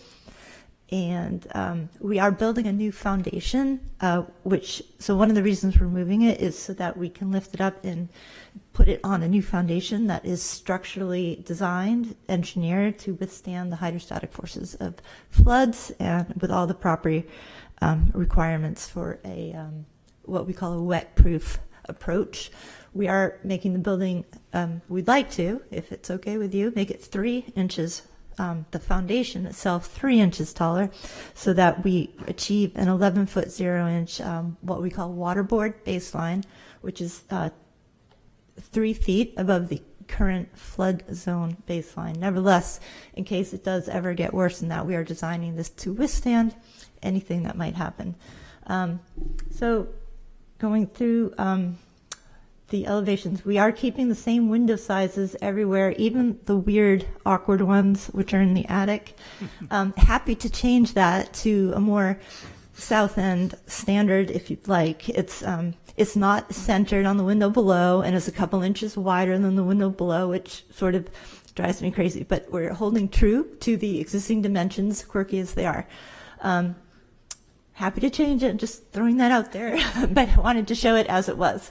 The 2 door changes we are making is the back side of the building, the rear, where we're replacing a window with a carriage-style door that is lower to the ground.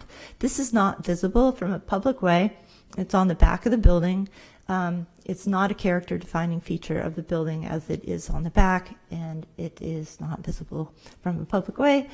And the door on the side is the same door. We're just lowering it to the ground, which removes the falling apart wooden stoop that's there. The front steps, we would like to put 3 granite treads there instead of rebuilding the wooden stoop so that it's more resilient for flood. We have a couple of wall lanterns at the doors, wall sconces to provide light. Everything else, we're cladding the foundation with brick. What's there now is CMU with paint. So again, if the commission feels the CMU with paint is historically significant, we are happy to talk about that, but the brick foundations are more in keeping with the history of the neighborhood. Happy to answer any questions. Yes. So obviously the neighborhood was concerned with this historic structure that they consider historic. Like I've said before, I lived across from Mr. Jones and remember this cottage. sometimes being a candy shop and sometimes not. But what I'm wondering if you would feel that you would provide a sign that would be closer to the sidewalk that would explain why this little cottage is sitting there. I would tend to think, from the feeling I'm getting from the people, that you need something like that, because otherwise it's just, what's this, what is this, in this neighborhood? I think if there was an explanation, a wayfaring sign or something significant that would be right there, that you would provide, and the neighborhood could come up with the wording, I think that would be a very positive way of looking at this. The other thing is, this almost goes back to Margot's comment a while ago, is now I'm thinking that these granite steps are inappropriate. So all of a sudden, here we've got this little cottage, as I've already said, with its little sign, but to have high-grade, modern granite, steps there, that it just doesn't, for me, it doesn't work when essentially you could, build a new wooden stoop and 3 steps or whatever, pressure-treated wood and all this, and there it would be, a little more appropriate for a small, little, humble cottage like this. So those are my 2 main comments, the sign and the steps. Any other questions? Yes, I have a question. Why are you replacing the Dutch lap siding with a standard siding as opposed to keeping that? In reading through the standards for rehabilitation on the Secretary of Interior standards, the Dutch lap siding was not representative of a particular style or quality of design. Even in Newcastle, you don't see it anywhere else. It's not significant unto itself.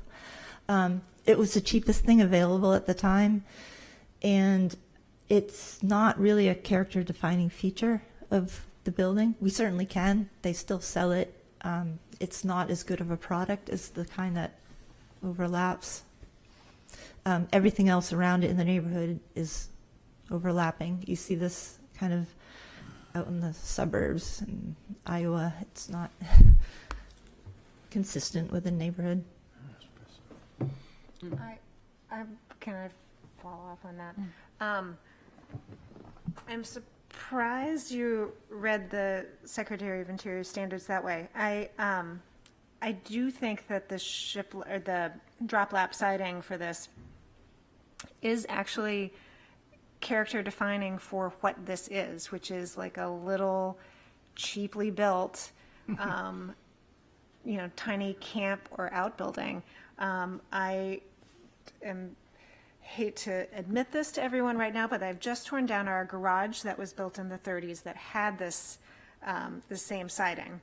And I do think, if we're trying to preserve this, the feel of this little thing, I would rather, and if we're going to the trouble of keeping the weird wonky windows and things like that, I would want to see as much of this kind of kept as is, including the painted CMU block foundation, because otherwise we're trying to fancy this little thing up into something that it never was, even though it might be more in keeping with the surrounding. The period of significance for this little structure, is mid-20th century. So all those pieces that are part of its mid-20th century construction, I think are significant. Yeah, the original foundation in 1920 would have been brick and not CMU. Right, but It's not there, though. that's not what's there now. And that it was moved and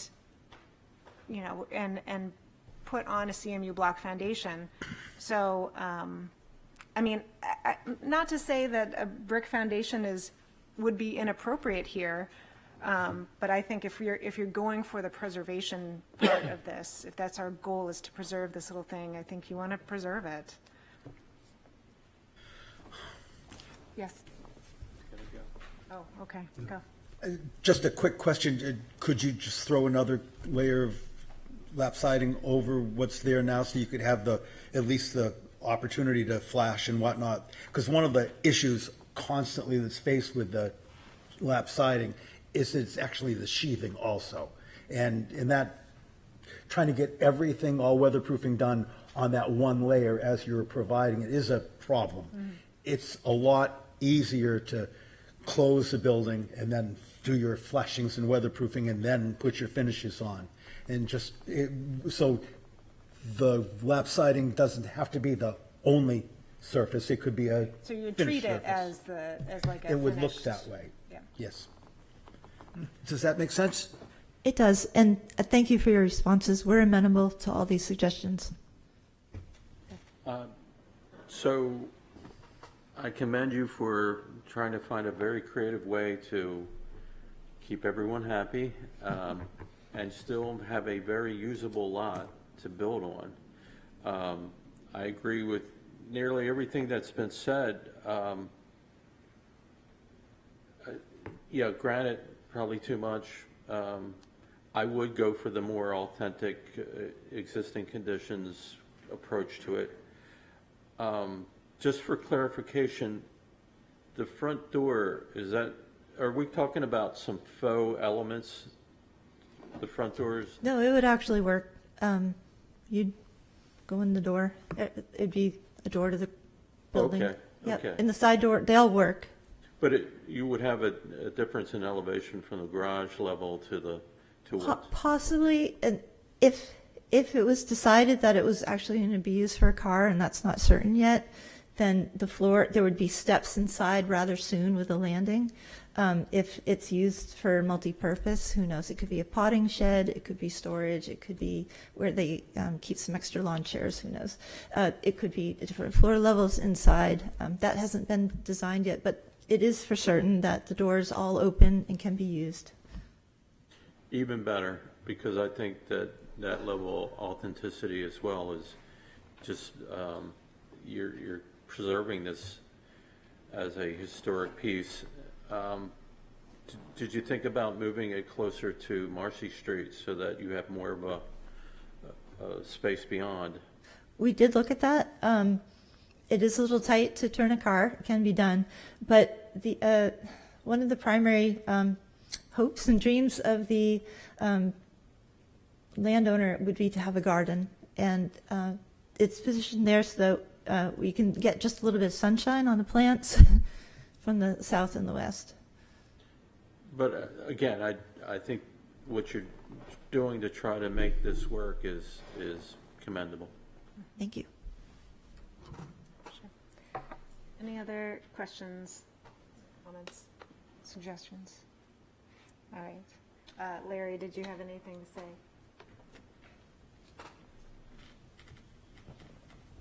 You're muted, Larry. I was just gonna say, I think she's jumped through a lot of hoops to try to make this happen. And, it's been a moving target for Tracy, but I think she's done an admirable job of, trying to address all the concerns and everything. And, certainly the neighbors and everything, and preserve the structure. So. Thank you. All right, I'll open it up to the public then. Is there anyone in the public wishing to speak to, for, or against this application?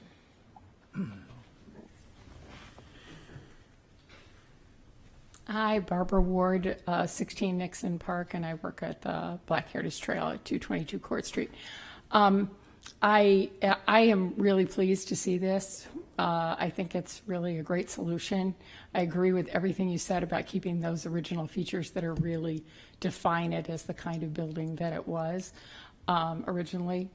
I also want to make you all aware that the Black Heritage Trail of New Hampshire would be delighted to have this building have one of our historic plaques.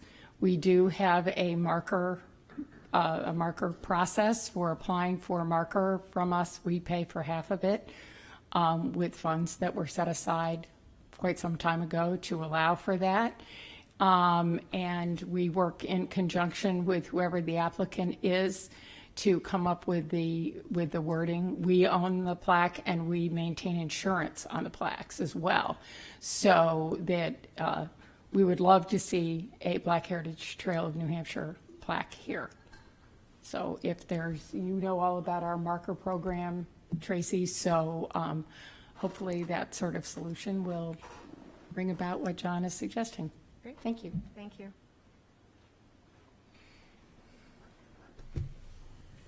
Hi again, I'm Verity Boyer. I'm here on behalf of the Portsmouth Advocates, and we're so pleased to express our support for this proposal. It thoughtfully addresses previous concerns and preserves a very meaningful piece of the historic district. And in recognition of that effort, similar to the Black Heritage Trail, the Portsmouth Advocates would like to offer the homeowner one of our wooden hand-painted plaques for the cottage. We believe that a modest, well-placed plaque is a fitting way to honor the site's history and the applicant's commitment to preservation. And we hope the Commission will support and encourage this gesture. And thank you everyone involved in the process for your time, care, and consideration. Thank you. Anyone else? Michelle McLaughlin, 469 Marcy Street.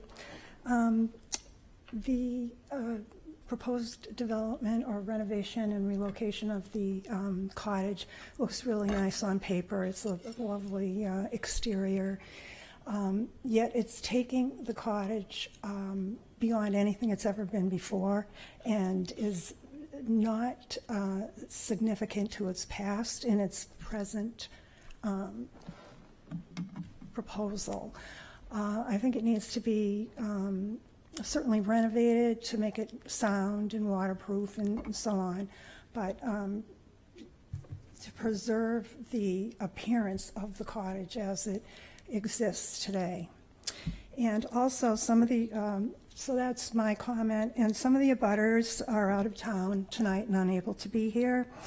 And for that reason, we kind of, a group of abutters put together a letter from which I'm going to speak a little bit in behalf of all of us. We do submit that the proposal to be considered tonight by 445 Marcy LLC should not be considered prior to the applicant securing a change of use permit for this structure, which is now designated by zoning ordinance as a single-family residence. We believe the HDC does not have the authority to change this designation, and the change must follow Portsmouth Planning and Zoning Board procedure. It is also premature for the HDC to remove the cottage single-family residence designation prior to granting approval of the new single-family home to which it would be a supplemental use. As established by the recent record of 445 Marcy Street, LLC, in the application that was rejected by the Historic District Commission on May 7th, the developer seeks to build a new single-family residence on the property. The existence of the historic building on site is an impediment to that plan. The underlying difficulty for the developer is that Portsmouth zoning regulations only allow for one single-family resident at this residence on this property. To that point, we believe a vote in isolation on this first phase without considering the complete development plan is premature. The Commission should be able to consider the impact of the whole plan of development for number 445 Marcy before granting any approval for moving or renovating the candy shop. As reported in the Seacoast Online on June 2nd, 2025, quote, reached Friday, Ms. Kozak stated the renovated candy cottage would not be a dwelling unit or a candy shop. It's an outbuilding. It could be used for a garage or storage. Ms. Kozak declined to comment on what the owner's plans are for the rest of the Marcy Street property or the Prey Street site.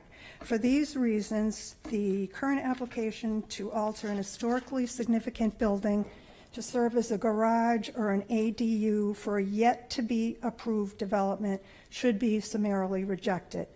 Respectfully submitted, Susan McDougall, 39 Prey Street, myself, 469 Marcy Street, Sally Elshout, 17 Prey Street, Bruce Addison, 17 Prey Street, Mark Minenberg, 437 Marcy Street, and Nancy Minenberg, 437 Marcy Street. Thank you.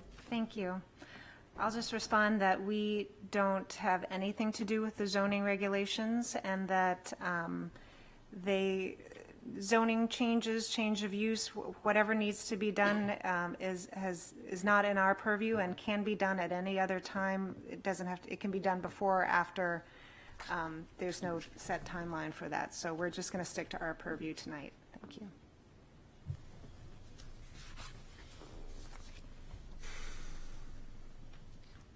Hi, my name is Sally Elshout, 17 Prey Street. I just wanted to add to a couple things from the letter today.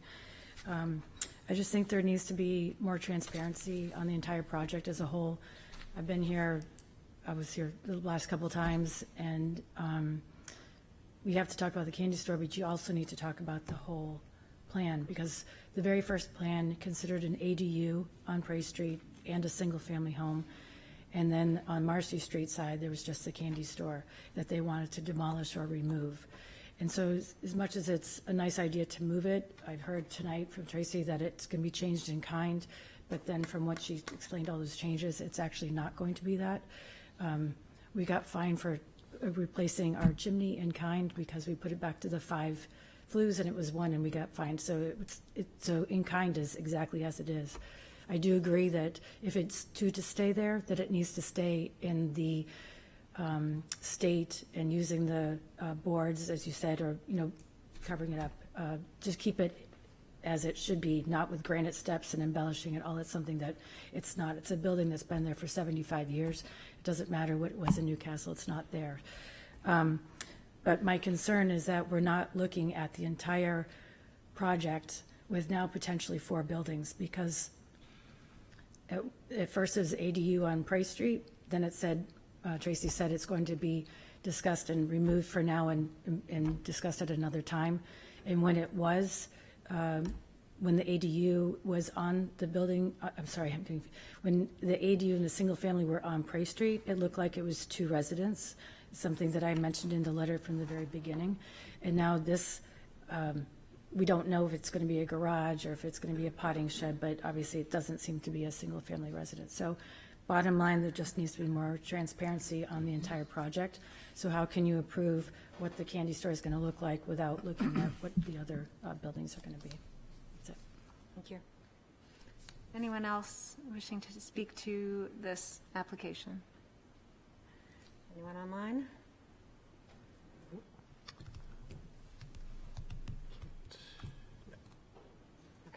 I will close the public hearing then and wait for a motion.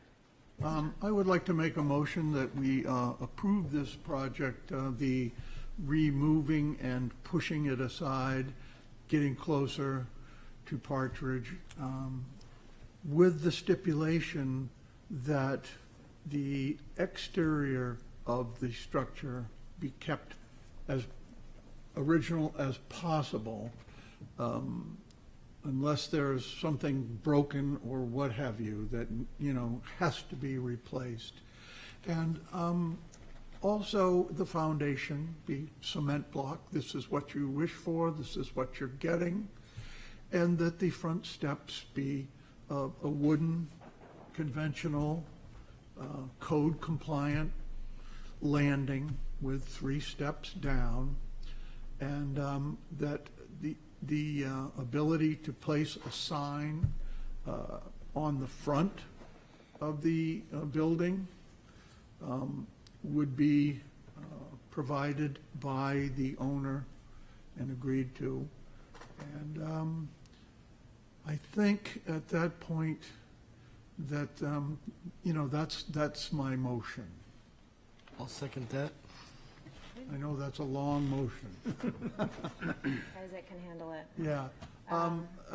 I can only say, before I get into purposes and intent, that, I mean, there's just a lot of people that, frankly, let's just say it, they don't want this lot developed. They don't want to have construction going on in their neighborhood. You don't care? No. Okay, good. I disagree. That's very good, because you will have construction in your neighborhood sometime. All right, so this preserves the integrity of the district and the assessment of the historical significance of this particular structure. And it's consistent with the special and defining character of surrounding properties. I think that's enough. Yes.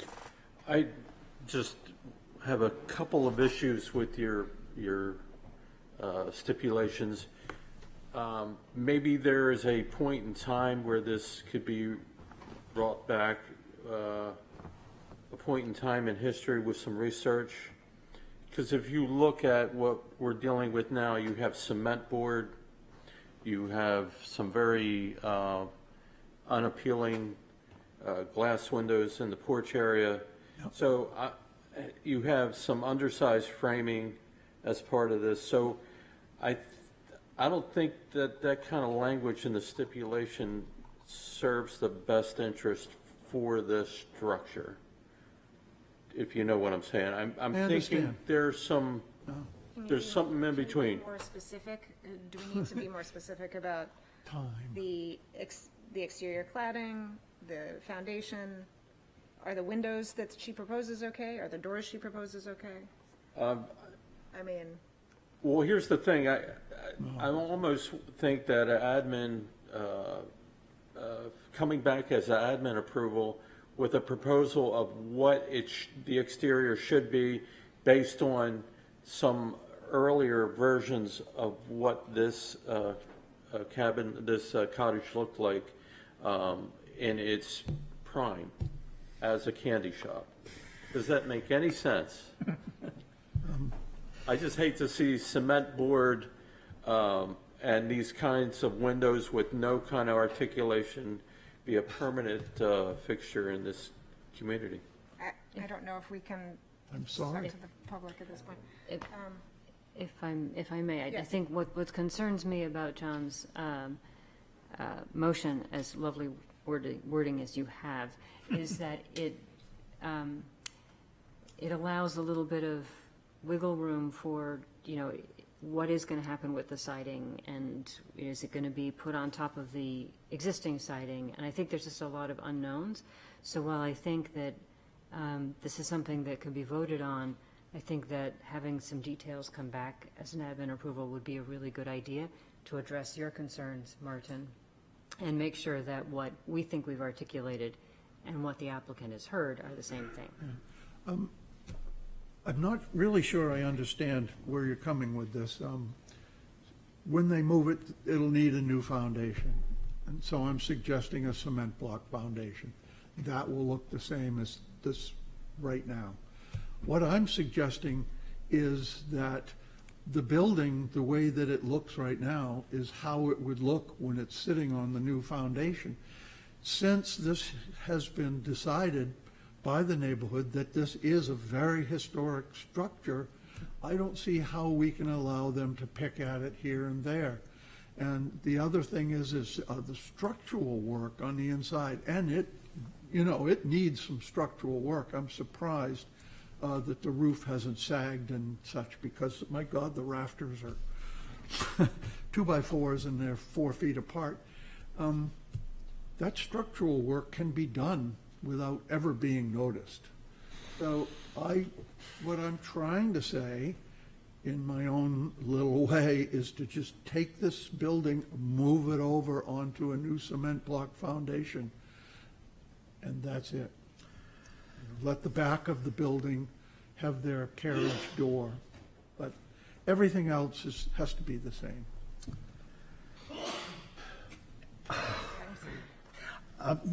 If I may, I toured the building briefly. I haven't spent a lot of time there. We were in it. but it's tired.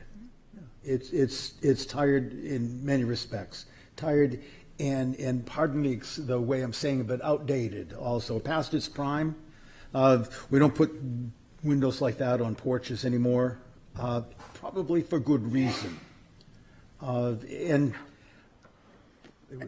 so I recognize that, but that's not where we are now. We aren't struggling. The person that's doing this isn't struggling to make it work on a dollar and cents basis. This is more of a pile of aesthetic and well-meaning political issues wrapping together here. I do appreciate the fact that this is, I think, the first time that the commission is making a decision of this nature having to do with actually a person. We talk about how people and activities and buildings are all reasons to preserve things, but this is really a person. And while that, I think, is the significant part of that, we can't get past our preservation, our fabric and preservation issues. But I'd like to leave room for the applicant to make some modern choices. I do think in the process of making those choices, an eye toward the real history of this building, or it's as it sits on this lot, I mean, as in the concrete block, although they could pour concrete foundation and just put 2 courses of block on top of it. You could put a veneer. Okay. But there's I think allowing the applicant to make some improvements to the building and make some modernizations to the building. I don't think there's a struggle over the purity of the form. It's mostly the story that the building tells. And I think that could be told if the windows were new and the doors were new and the roofing shingles were new and maybe the roof was a little bit straighter. But I think I would like to see the applicant have a little more room to operate in here. So what's your suggestion to add to the? How are we going to get to that? Okay, and here, I don't know if I have a suggestion, but I have a concern, which is they would really like to leave here with something in their pocket. Yeah. And we ought to be able to accomplish that. I think one of the reasons that this is being done this way, to speak to the people in the audience, is we've trapped them. They have become trapped into this, can't move forward because unless you answer this question right here, the elephant in the room, so to speak, nothing's going to happen on the site. So here they are, without any idea, any look at anything else that's going to happen, just trying to solve this one problem, which we made the paramount problem the last time that they were here. And that wasn't the first time they came here. So I'd like to leave them with something that they could do. So I don't understand why the suggestion of moving the cottage over on a new cement block foundation is controversial. If in the future, if a year or 2 years from now, somebody thinks, well, God, I'd really like to change some of these windows or something like that, then they'd have to come in front of the Historic District Commission. The people in the neighborhood would get to speak on it. I don't think I think your motion is fine. I think that what I've heard several people, all we need to do is add to the stipulation that they come back to us for administrative approval to show us what they're going to use for their materials for replacement where and when they need to. I'm in agreement with that. Okay. I'll accept that. Does that hopefully of solve it? Okay. Yes, I mean, you don't want that piece of painted plywood over No. the attic window, do you? No. So That's what I'm. It just felt like we were trapping them. I think that they have a very good sense of what our intentions are and what we'd like to see. So I think this motion also provides them the opportunity to come back for administrative approval with those details. But overall, it sounds like the motion is that, yes, we approve the moving of the Candy Cottage as they've presented. Yes? Right. Okay. With a cement foundation. Any other discussion past that? Can we vote on it? Okay, good. All those in favor? Aye. Aye. Any opposed? All right, chair votes aye. Thank you. Okay, we have three more work sessions. Do we need a quick break beforehand? Or can we move on? All right, 5-minute break, quick break, and then we'll have our 3 work sessions. Thank you. Yeah,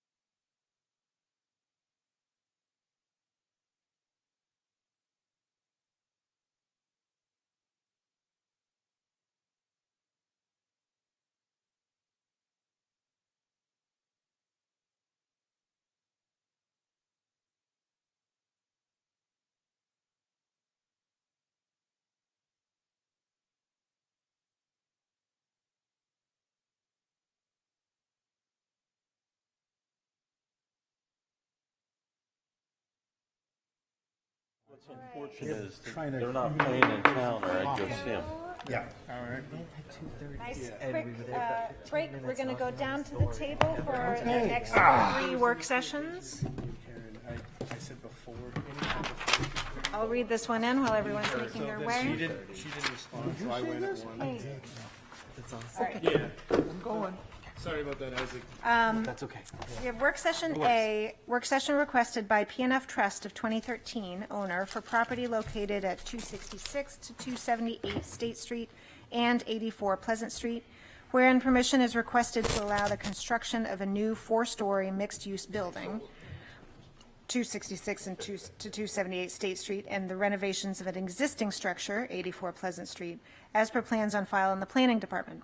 Said property is shown on Assessor Map 107 as lots 77, 78, 79, and 80, and lie within the Character District 4, Downtown Overlay, and Historic Districts. All right. Before we start, John, I want to thank you for the time we spent together, too, and the time you spent with the board. Thank you, Mike. Wish you best. I appreciate it. Best wishes as you move on. Yeah. Yeah, we'll miss you. Thank you. That's a smart move. But he won't get to vote on it. No votes involved, so. Maybe you'll speak for us from the other side of the microphone that comes on. I would bet on it. So for the record, I'm Michael Keene, the architect for this project. And my hope is that this is our last work session, barring any major hurdles that we run into, and that in August we'll be in with our first public hearing application, if that's God willing. I guess. So what I did in this package was in the last few packages I've been focusing on the Times Building. Chris Mulligan, excuse me, is here with us too. I had been focusing on the Times Building and realized that we sort of neglected the overall project, and one of the questions came up with what was happening on Pleasant Street, storefronts and things like that. So I just went back into showing all 4 sides of the building here so that we have an opportunity to just go back and revisit those, which haven't really changed from the previously approved project, other than what we call the Floros building on the corner. As we know, the floor-to-floor heights changed there. So the overall design scheme stayed the same. We just moved the floor-to-floor heights up in elevation. But in what has been known as the Louis building, on the first page, on the bottom side here, we're showing that mid-century modern storefront that's on Pleasant Street there is going to be replaced with a I won't say a period storefront, because what was there originally was townhomes, but something that's more in keeping with the pedestrian scale of the entire area, not just Pleasant Street, but State Street also. One of the things that did change here, obviously I've changed the colors to come more in keeping with what the abutters have done with their restoration project there. Our intent, again, is to sort of maintain that and keep the row house feel that we've got going on here. We originally had shown shutters here. They did not have shutters, so at this point I've taken the shutters off again so that we're consistent running down through there on the second floor. If you want to go back the other way, we're happy to go back and revisit that issue. Nothing really has changed on the State Street or the Church Street elevations, unless there's any questions that had come up there. And then primarily the biggest change since the last time we met with it, the development of information is shown on HDC 9, where we've gotten into more detail on the Times Building, State Street and Church Street facades, trying to work out proportions and details in through there. There were some questions about granite sills and lintels, flush versus projecting and things like that. So I've tried to make notations on here that we do have granite sills and lintels on all the openings. They do stand proud of the brick, the existing brick facade by at least 2 inches. The sills are a little bit more than that. One of the things I've noticed since I had prepared this and have been getting into the final public hearing documents is that both the lintels and the sills should overhang the window openings a bit more. So I'm going to take that out to be 3 inches on the lintels and 2 inches on the sills, based on going back and looking at the photographs of the old Times building there. The storefront on State Street, obviously, we're getting rid of that mid-century modern glass storefront that's in there and trying to go back to something that's more in keeping with what was there originally with the arched window openings. Obviously, we can't match it perfectly because of the split level design that was in there originally, but we've gone back to the proportions of the windows, tried to detail the windows similarly to what we can tell from the historic photographs, and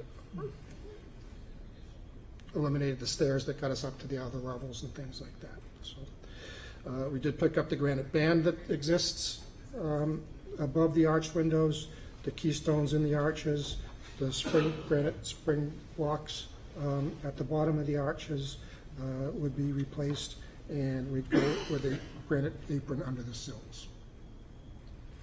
As we come around to the Church Street side, the windows that were for the half basement level had previously been bricked up through the renovations. Our intent is to keep those as brick recesses, so they're still represented in the elevation, but obviously they're not functional since they'll be at the slab level of the first floor slab there. We've done a little bit more development on the cornice detail, gotten a fixed proposal from the metal fabricator on what they can do.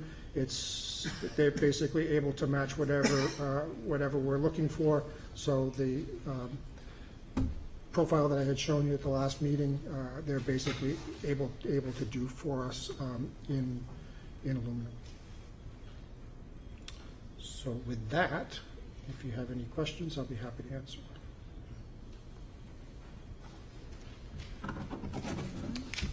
Certainly, a successful design. That, you know, you've woven what was misappropriate building, misproportionate building, and the Times building, and now you've fitted it into your program. But I think you've done it successfully, and I think it's, you know, it's just going to look really magnificent when it's up. I appreciate what you've done with the first floor. You've done a good job of hiding your HVAC compressors and all of that. That's good. I mean, I hate to see my old Gallagher's Sporting Goods storefront disappear, but that was a while ago. I hope that you continue with the red color idea for the Floros building. Thank you. Otherwise, I felt the last time you were here you were ready to go, but I feel you're even more ready to go. I did have one small question. On the Court Street elevation, I just noticed there's no window on the Times building. Oddly enough, you can see that from like the parking lot up here. You can see that view, you know, you get this kind of juxtaposed position of all the different buildings, and you can see that part of the Times building. But I didn't know if... That actually came up at the previous approval process.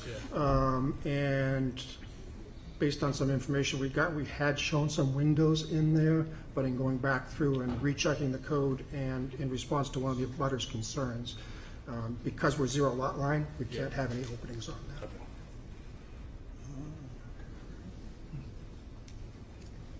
Okay. Yes.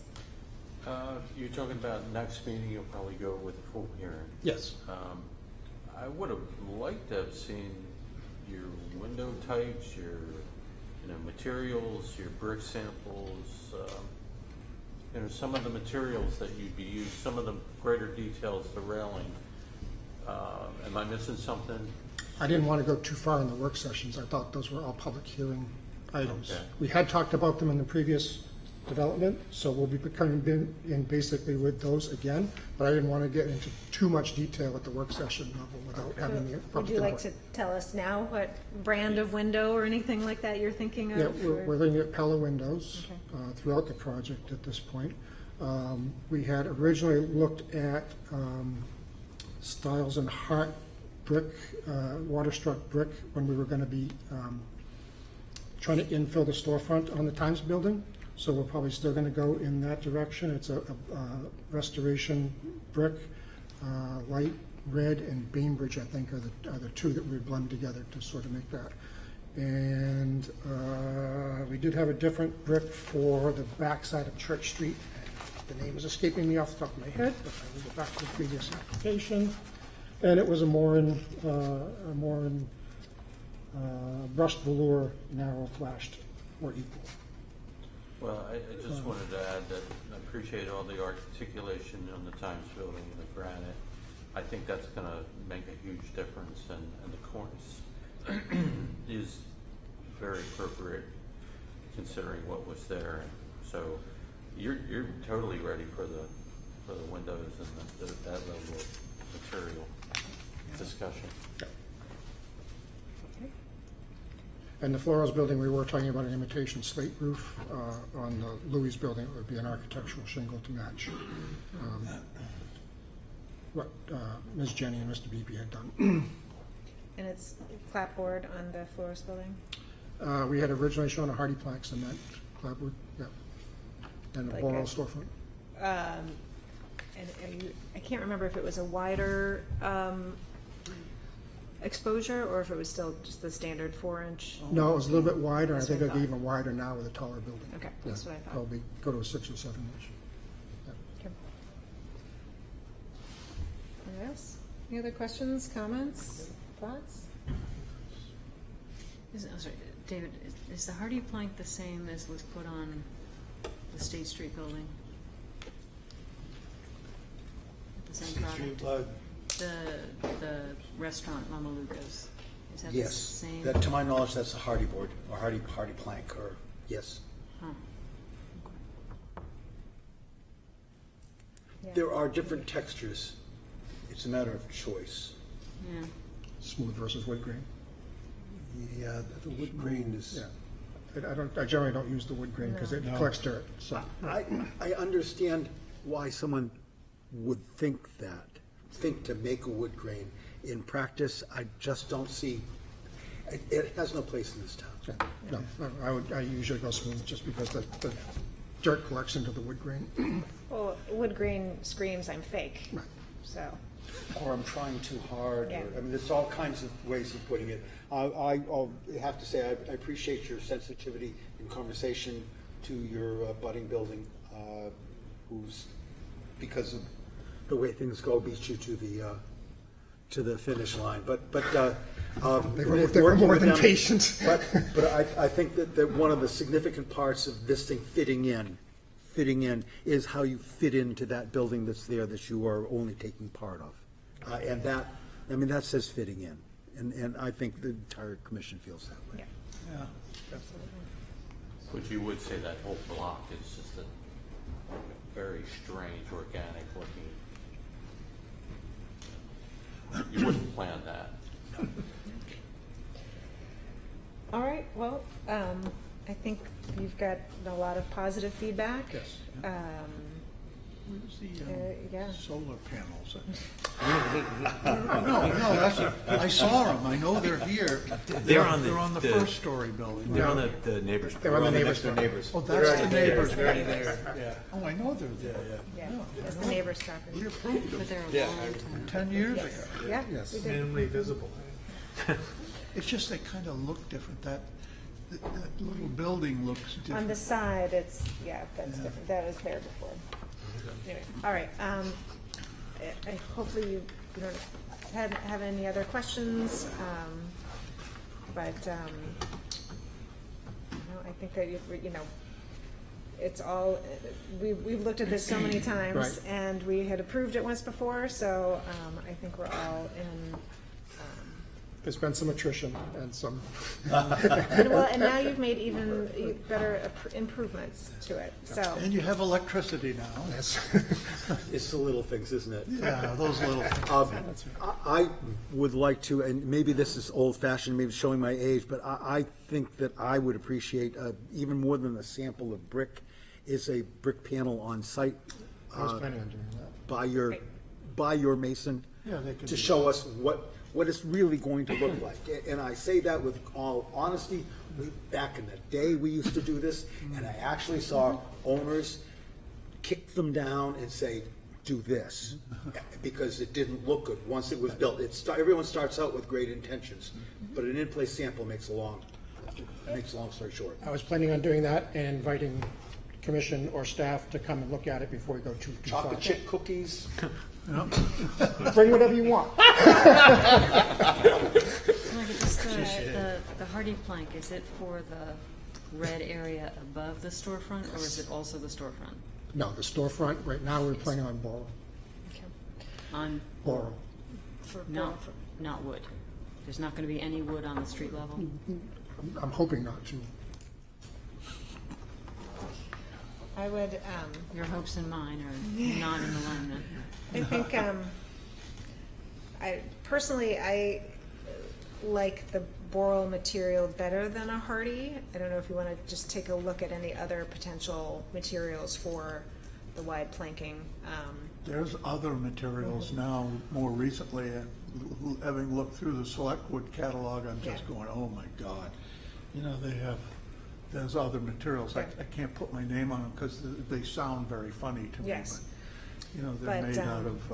As you can probably tell, we are still in search of a replacement, trying to recognize people's issues with wood, but trying to also grapple with how, not only how it looks on day one, but how it looks 10 days in. It's and how it looks 10 years in. That's my concern with things that are new. Yes. Haven't been time tested. As somebody once said, I like to be on the cutting edge, but not the bleeding edge. So, particularly here, I wouldn't want to put something on that has to be replaced in 5 or 10 years because we don't have a history of it. An important, are we talking Conair systems for your storefronts? No, I'm actually thinking about Pella direct sets. Okay, even better. And usually this board, it doesn't bother me too much, but usually the board has a little issue with panels of glass that are more horizontal than vertical. But sorry if I brought that up. In the transoms? Transoms. In the transoms? Yeah. Yep. I have looked at that broken up more, and to me, they actually look better in the horizontal. I agree with you in general, but I have looked at it. I think in this case, we'd probably get away with it. We could, yeah. All right. I wouldn't be opposed to showing it both ways. Great. We can all take a look at it and decide as a group. All right. Well, thank you. Great, thank you. So I guess if you're not planning on another Work session. we will close. I'll get a motion to close this work session. So moved. Second. All in favor? Aye. And then we'll wait for you to put in a public hearing application. Okay. Very good. Thank you very much. Good night. All right.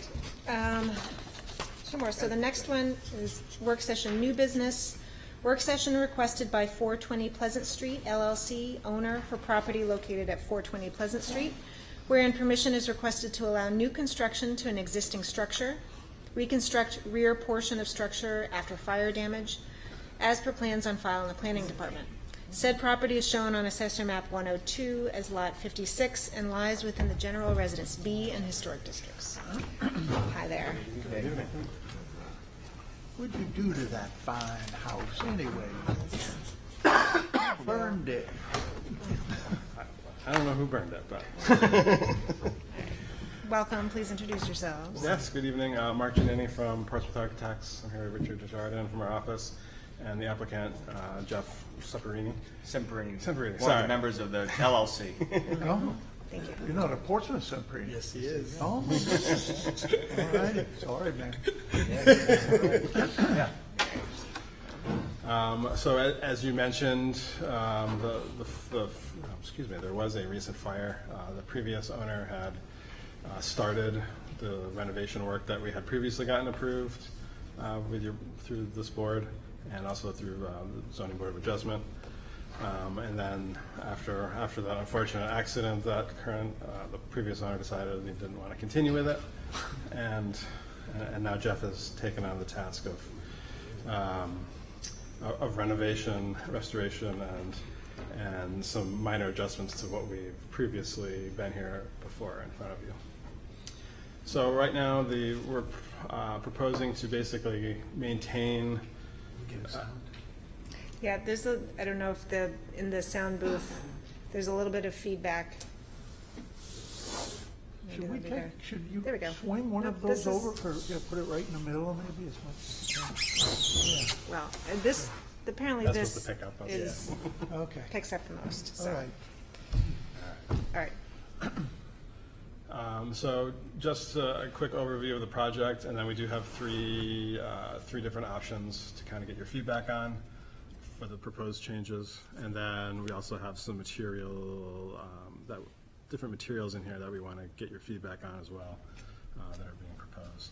So in general, from what we had previously approved and what was started on for the renovation work, we're not proposing changing the footprint at all at this point from what was previously approved, but we are changing some of the roof elements on the third floor, and we'll get into that, and then the access to the roof deck that was previously approved, as well as the single-story piece in the back, looking to raise that up and add a second story.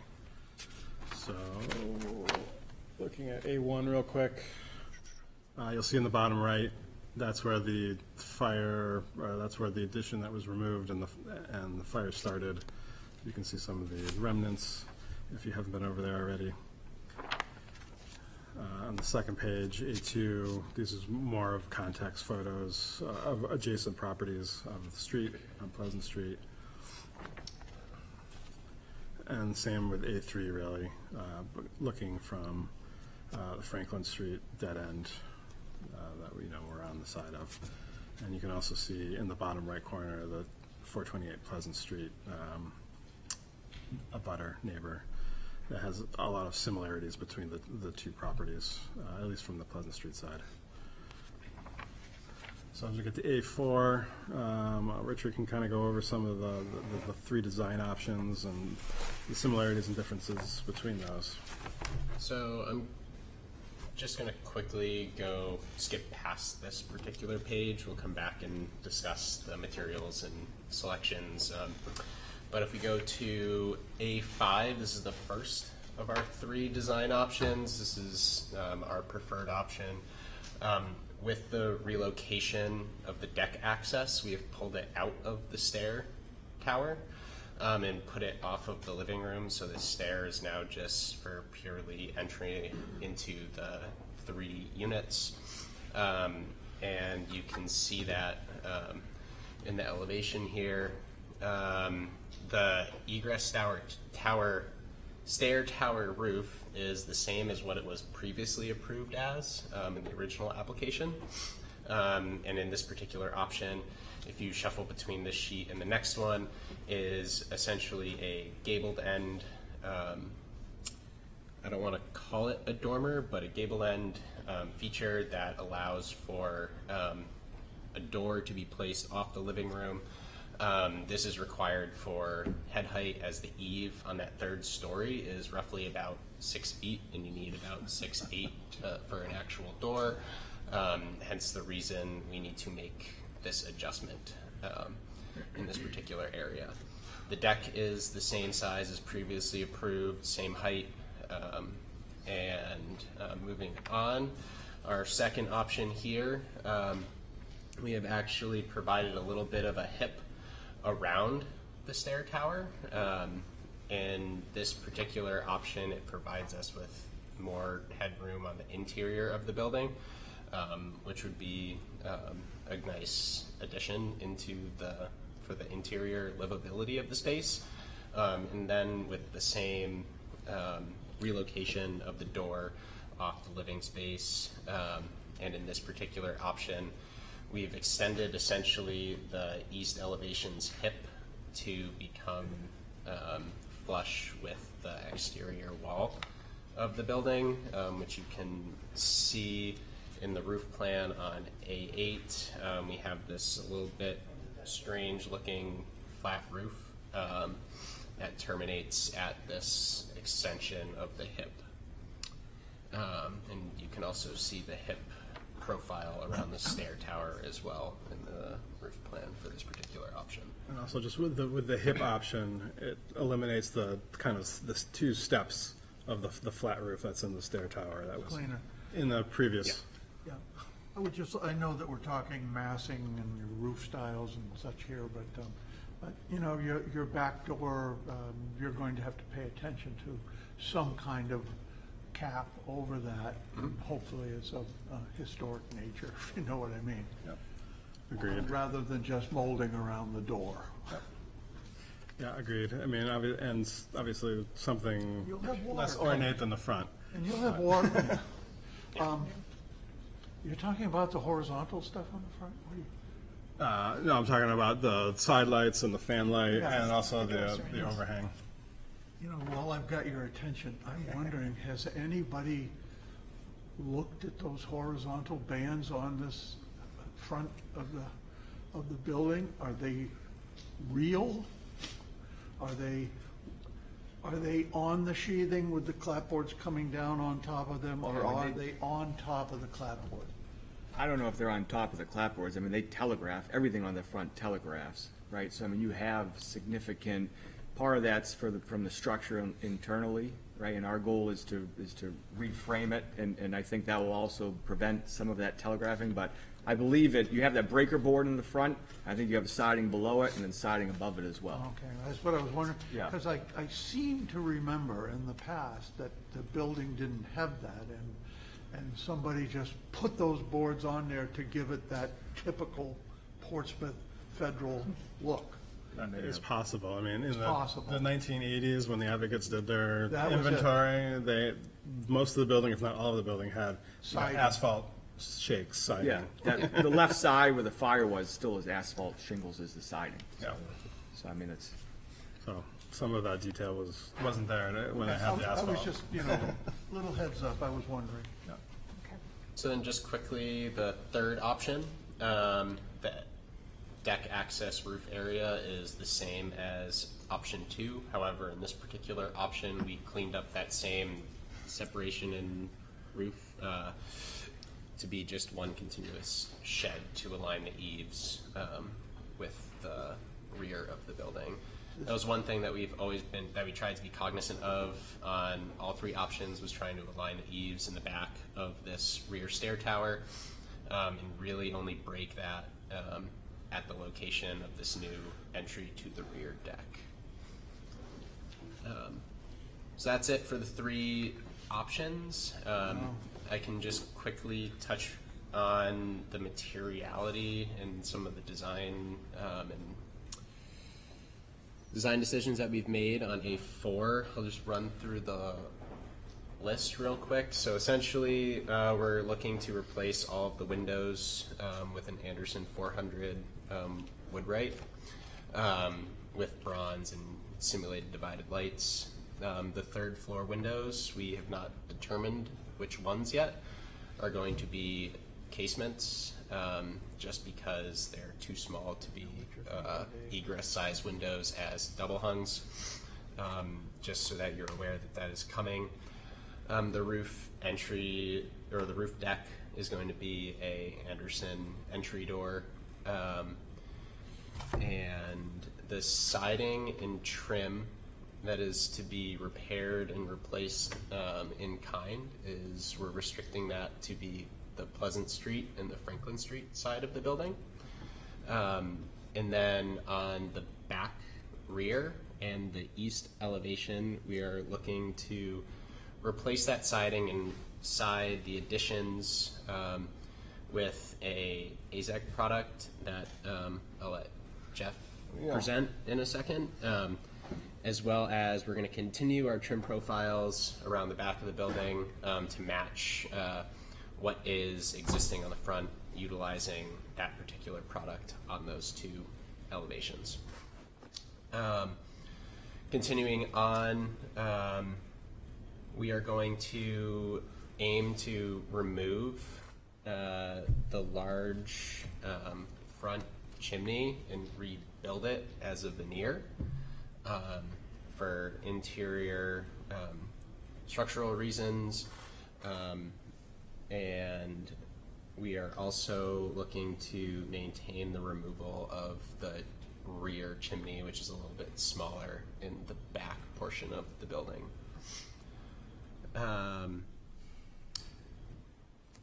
And the roof altogether is going to be replaced in kind, and pretty much anything that has a pitch that is 3 inches or greater is going to be shingles to match what is there right now.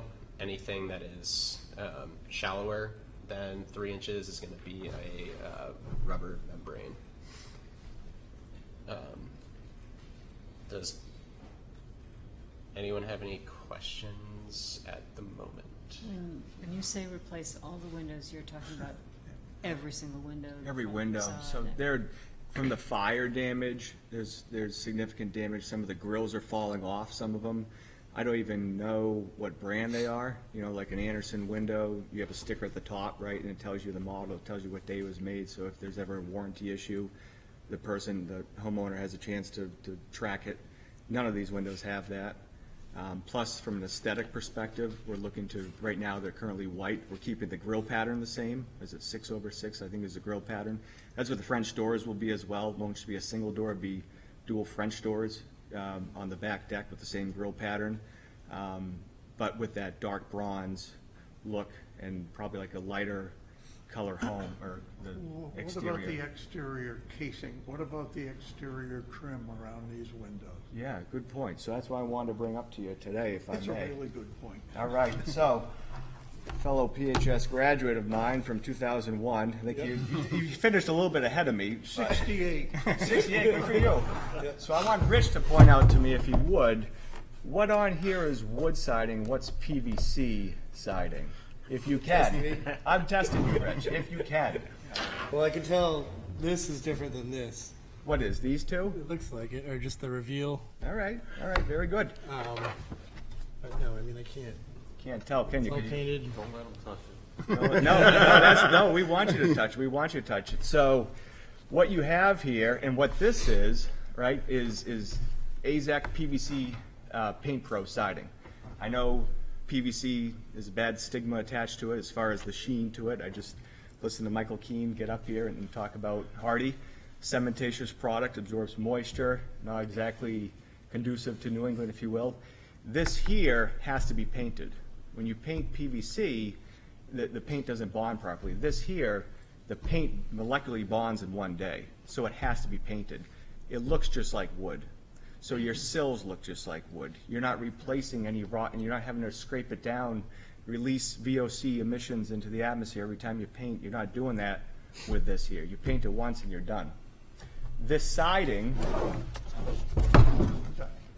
what are you looking up there? This siding, we have PVC siding, wood siding, PVC, wood, PVC, wood, PVC. There you go, right there. There you go, over the top. You nailed that. Over the top. Somebody just put those boards up there. So what this is to replicate cedar double siding. It's a 4-inch reveal, nothing greater than a 4-inch, so your typical New England style siding. But you can do that storyline look, right? So you have the 2-inch reveal like they used to have for snow buildup and drifts.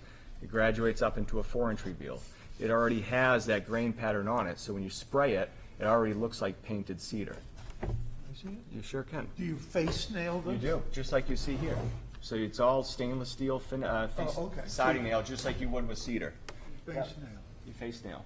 This here is a sample, excuse the beat up. appearance, a little beat up. This is the Paint Pro. So this is Paint Pro material, so this is AZEK trim with the titanium dioxide taken out of it, so it doesn't have that smooth finish. So if you feel it, essentially it's like sanding down AZEK. So this is the good comp for Boral. I heard But can you have the smooth side out? Yeah. You would use the smooth side. Yeah, the Frontier side's ugly. That would look. Yeah, so you'd use the smooth side. But that all has to be painted. All this material has to be painted, right? So once you paint it, again, it has that wood look to it, and then yet it's PVC. So you talk about sustainability with solar panels, the year of 2025, something that's going to last longer, but at the same time perform just like wood. sustainability-wise, there's nothing better than this product. Sure, Sustainability is smart still fast. plastic, which So- is not going to ever decompose That's like wood will. It's a great point. 30% of this product is actually made from post-consumed and post-industrial recycled material. It's ground up plastics, it's ground up post-industrial, so at the plant, if something is made incorrectly, it can be ground up into the same resin and fed back in to create this product. So wood, again, has to be painted, right? There's a stronger carbon footprint for wood than there is PVC. There's a negative connotation with PVC that it's plastic, but you're putting something up that you're never touching again, right? And it looks like wood, it doesn't look like plastic. My question is too, can this be applied with what looks to be more like a 3 to 3.5?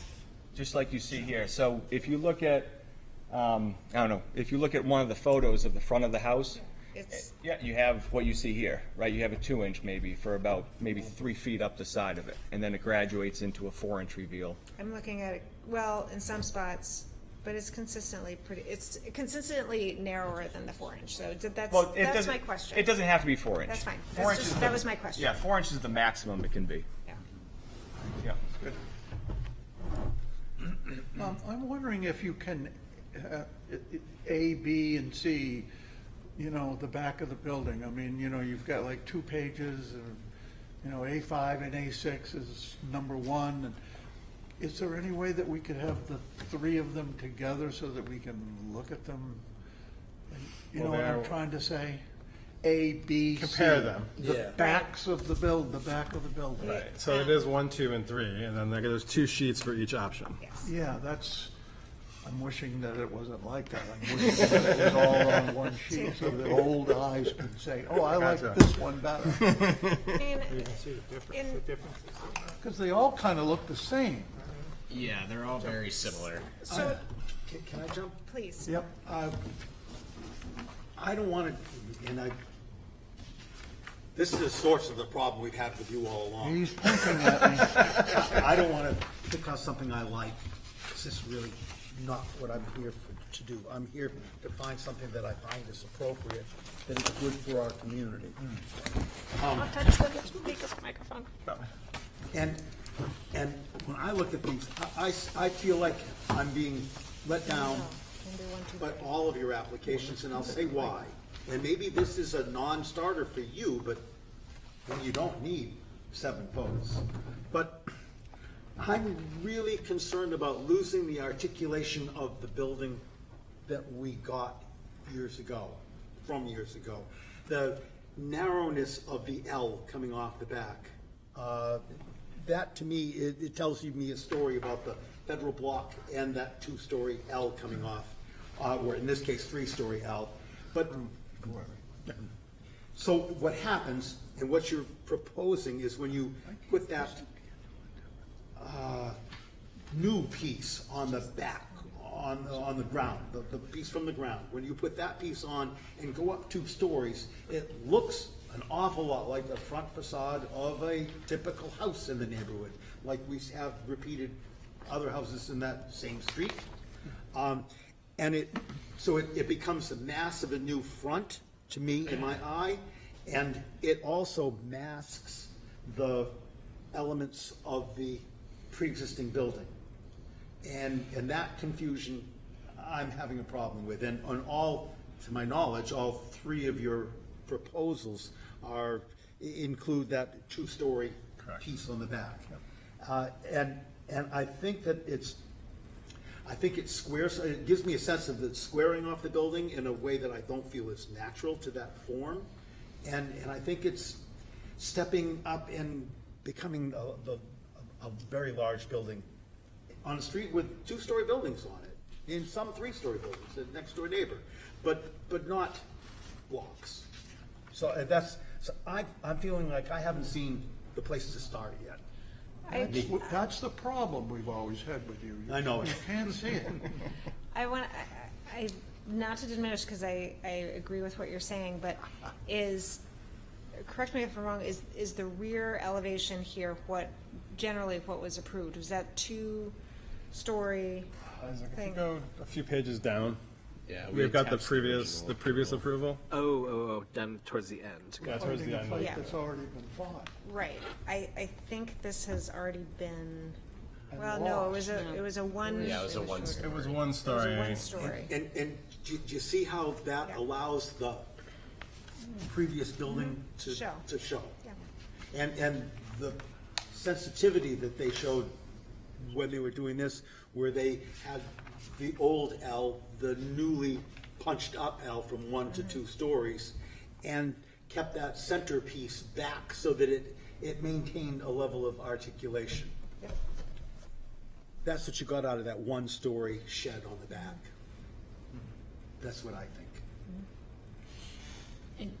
And it's funny you said that, because when I took a quick look at the drawings, I thought you were altering the front of the house. I thought, like, what are they doing to the roof lines, and what is this? That's how much it looked like the front of the house being so tall and so big, and it took me a while to figure out that I was looking at the back of the house. So I see what you're saying, David. Any other I would. thoughts about that? I agree somewhat, but I think you could probably reflect that in what you have without losing too much square footage that you're trying to achieve. I think there could be some articulation that shows, yeah, there was a recess here. I still think of this as the back of the house. It is looking onto a empty lot, a parking lot. So I don't, again, give it the same kind of consideration I would on the main street. So that's my thoughts on that. In terms of the roof line, the way you were handling some of the roofing options, I think they're all acceptable, given that they're at a certain height and they're not very visual from ground level to the rest of the community. So your choice as far as I'm concerned. But getting back to this subject, I'm not totally turned off by it. It's kind of what we talked about, how important certain little details are so important to the historic character. And they're doing a great job at telling you it's pretty much the same shape, the same, up high you're not going to see, you're not going to be able to tell. And so I'm open to hearing more about that.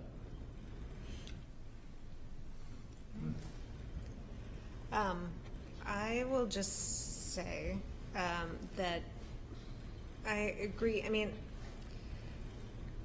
I see the idea that we're looking at these 3 different options in this one far corner that is not really visible. It doesn't really make much of a difference to me. I do think that the real change here is adding that second story to the sort of entrance of the rear. So I guess I'd like to know why that's necessary, or if you'd be willing to go back to what was approved, because that was approved. Yeah, so what we're looking to do, what was approved was you come in through the front door, and that first unit, so it was a 5-unit dwelling that the previous owner was shrinking down to a 3-unit dwelling. That's what we're trying to do as well. So you come through the front door, and I believe he had the first story as well as the right side of the second story was all 1 unit. What we're trying to do is just do one main staircase in the back of the building, but have each floor be 1 unit, 1 condo. That's what's adjacent next door at 428 Pleasant. That's what we're trying to mimic is what's there, minus that they have additional decks, but mimic that aesthetic without expanding the footprint at all, keeping a nice big parking lot, if you will, nice garden area. But really, it makes the most sense ideally, and I'd appreciate the consideration, It's just what was done before, again, that was tied into the first story being tied into the second story, just the right side, I believe. Where this here, it just makes much more sense, much more practical to have story 1 be a condo, story 2 be a condo, and then story 3 be a condo, all accessible through that rear staircase through the back. And just to branch off of that, during the previous approval process for this particular building, we pigeonholed ourselves into a stair that was super small and tight and had to be very meticulously designed and constructed from a structural standpoint and whatnot, because we pigeonholed ourselves into such a small space. And what this does, at least in the immediate vicinity of the stair tower itself, provides a little bit more relief in that sense, because now, since stairs aren't allowed to have 9-inch risers and 8-inch treads, they take up so much more room, and this particular addition will help alleviate some of that stress that we had during that initial design phase. Could put an elevator in. So just the traditional front door of the house Yep.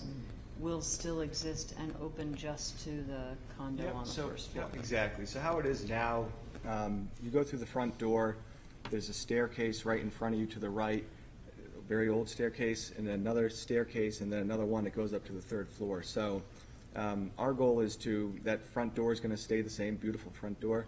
You go through that, and then you're just going to have all one level will be, so that front door will only be accessing that's why you need the egress windows. So that front door will only be accessing the first story, right?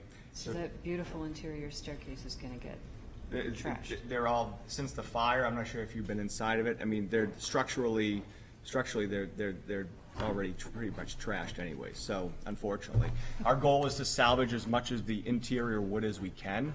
In fact, even on the side that has been damaged by fire, there's a nice, beautiful mantle. Our goal is to salvage that and give it to Strawberry Bank, is actually the idea of the previous owner. I think it was a great idea.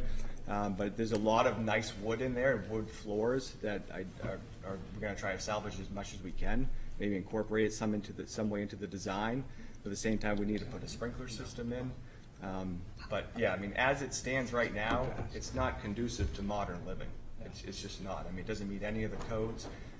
You look at how much was damaged by fire. If anything, that provided a peel back of the curtain to see what you're working with there, from obviously no insulation, but framing perspective, wiring, plumbing, everything has to be redone on the inside. Our goal is to maintain the aesthetic and the What are you beauty going of to do on the outside. 3rd floor? Ceiling height? So the 3rd floor ceiling height, well, It already exists as a vaulted. livable space, and it's vaulted right now. The problem that we have with the ceiling height there is to be able to actually access it from the stair in the back and be able to get to that deck, is that you need to pretty much go through the top plate of the wall. Sure, you got to cut through it. Of course Yeah, you do. yeah. So that's really the whole impetus of this whole strange roof situation in the back. Yeah, people have to be able to get, mattresses and stuff up the stairs.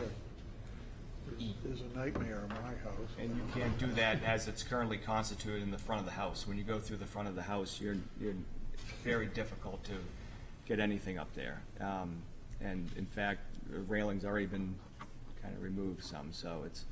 I think I got stuck on that railing. Maybe it was, I knew the previous owner, and we were putting a washer machine up there. Yeah. And I got up about 6 steps, and that was it. And I was stuck. Hit your head. Yeah. Yeah. And I was stuck, and the thing is sitting there, and I'm holding onto it, going, "What do I do now?" It's terrible.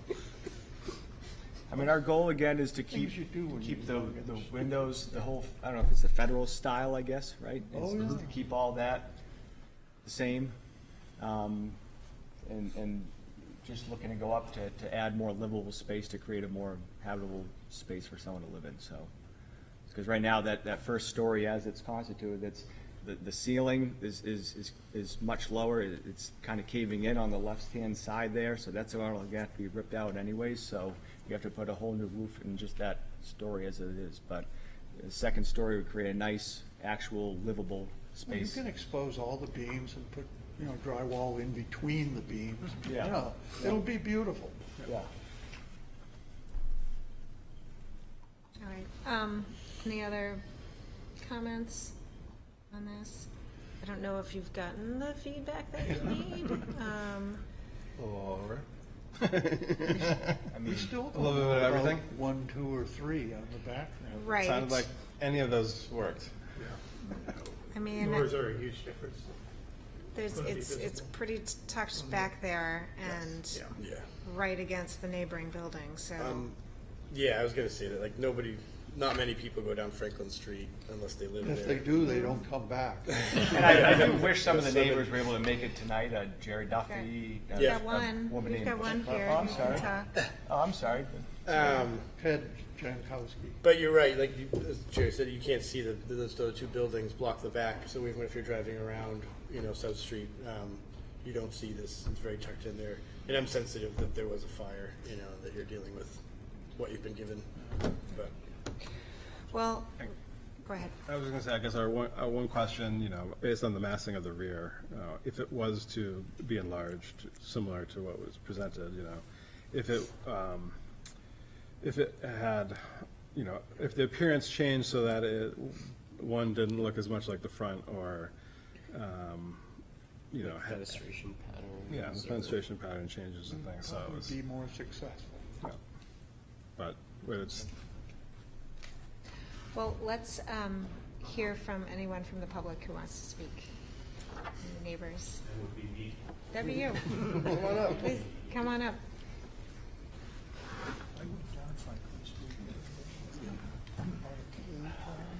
Yeah.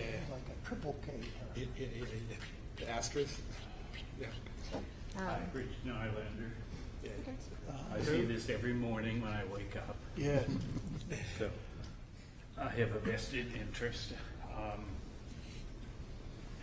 I think you have two different programs from the previous owner and yours. So a floor plan, I think, really would have helped totally understand why you're doing what you're doing. I guess I like the modulation of the former approved plan. It's got more mass than, and not the articulation that looked like, the building grew.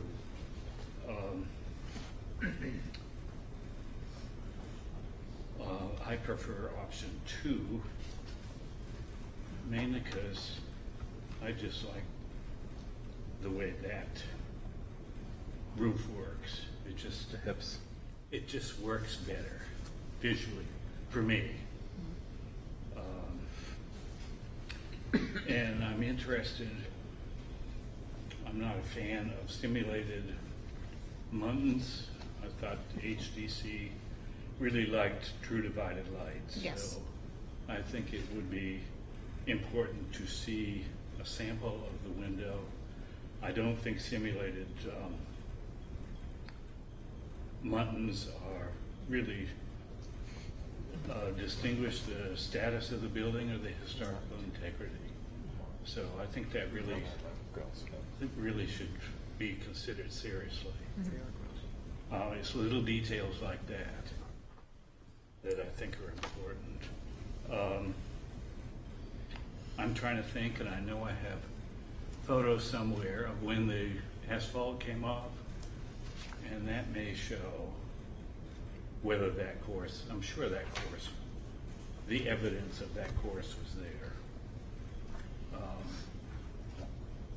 And there was a couple of windows that had other pediments over them, so there was some evidence. These windows, or the current windows, 6/6, were replaced I forget how many years ago, but they did come before the HDC, so you could tell exactly when all that work was done, going back to the files. I'm not sure. He's got all the minutes. I for the think past it's 20 before me, though. I think it was, I can't remember. I think it was way back then. So these windows would be simulated by light. Yeah. They're not grids between the glass, and they'd match the same pattern that you have now. Like Yeah. the 6/6 grills. There's not a point to argue right now. Yeah. No, but it'd be interesting to, I think, taking a cue from what David said about the previous work session, it'd be nice to see some of the materials on site, just to see what they look like in the neighborhood.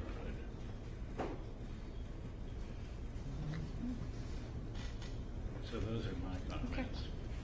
Thank you. Anyone else from the public wishing to speak to this work session?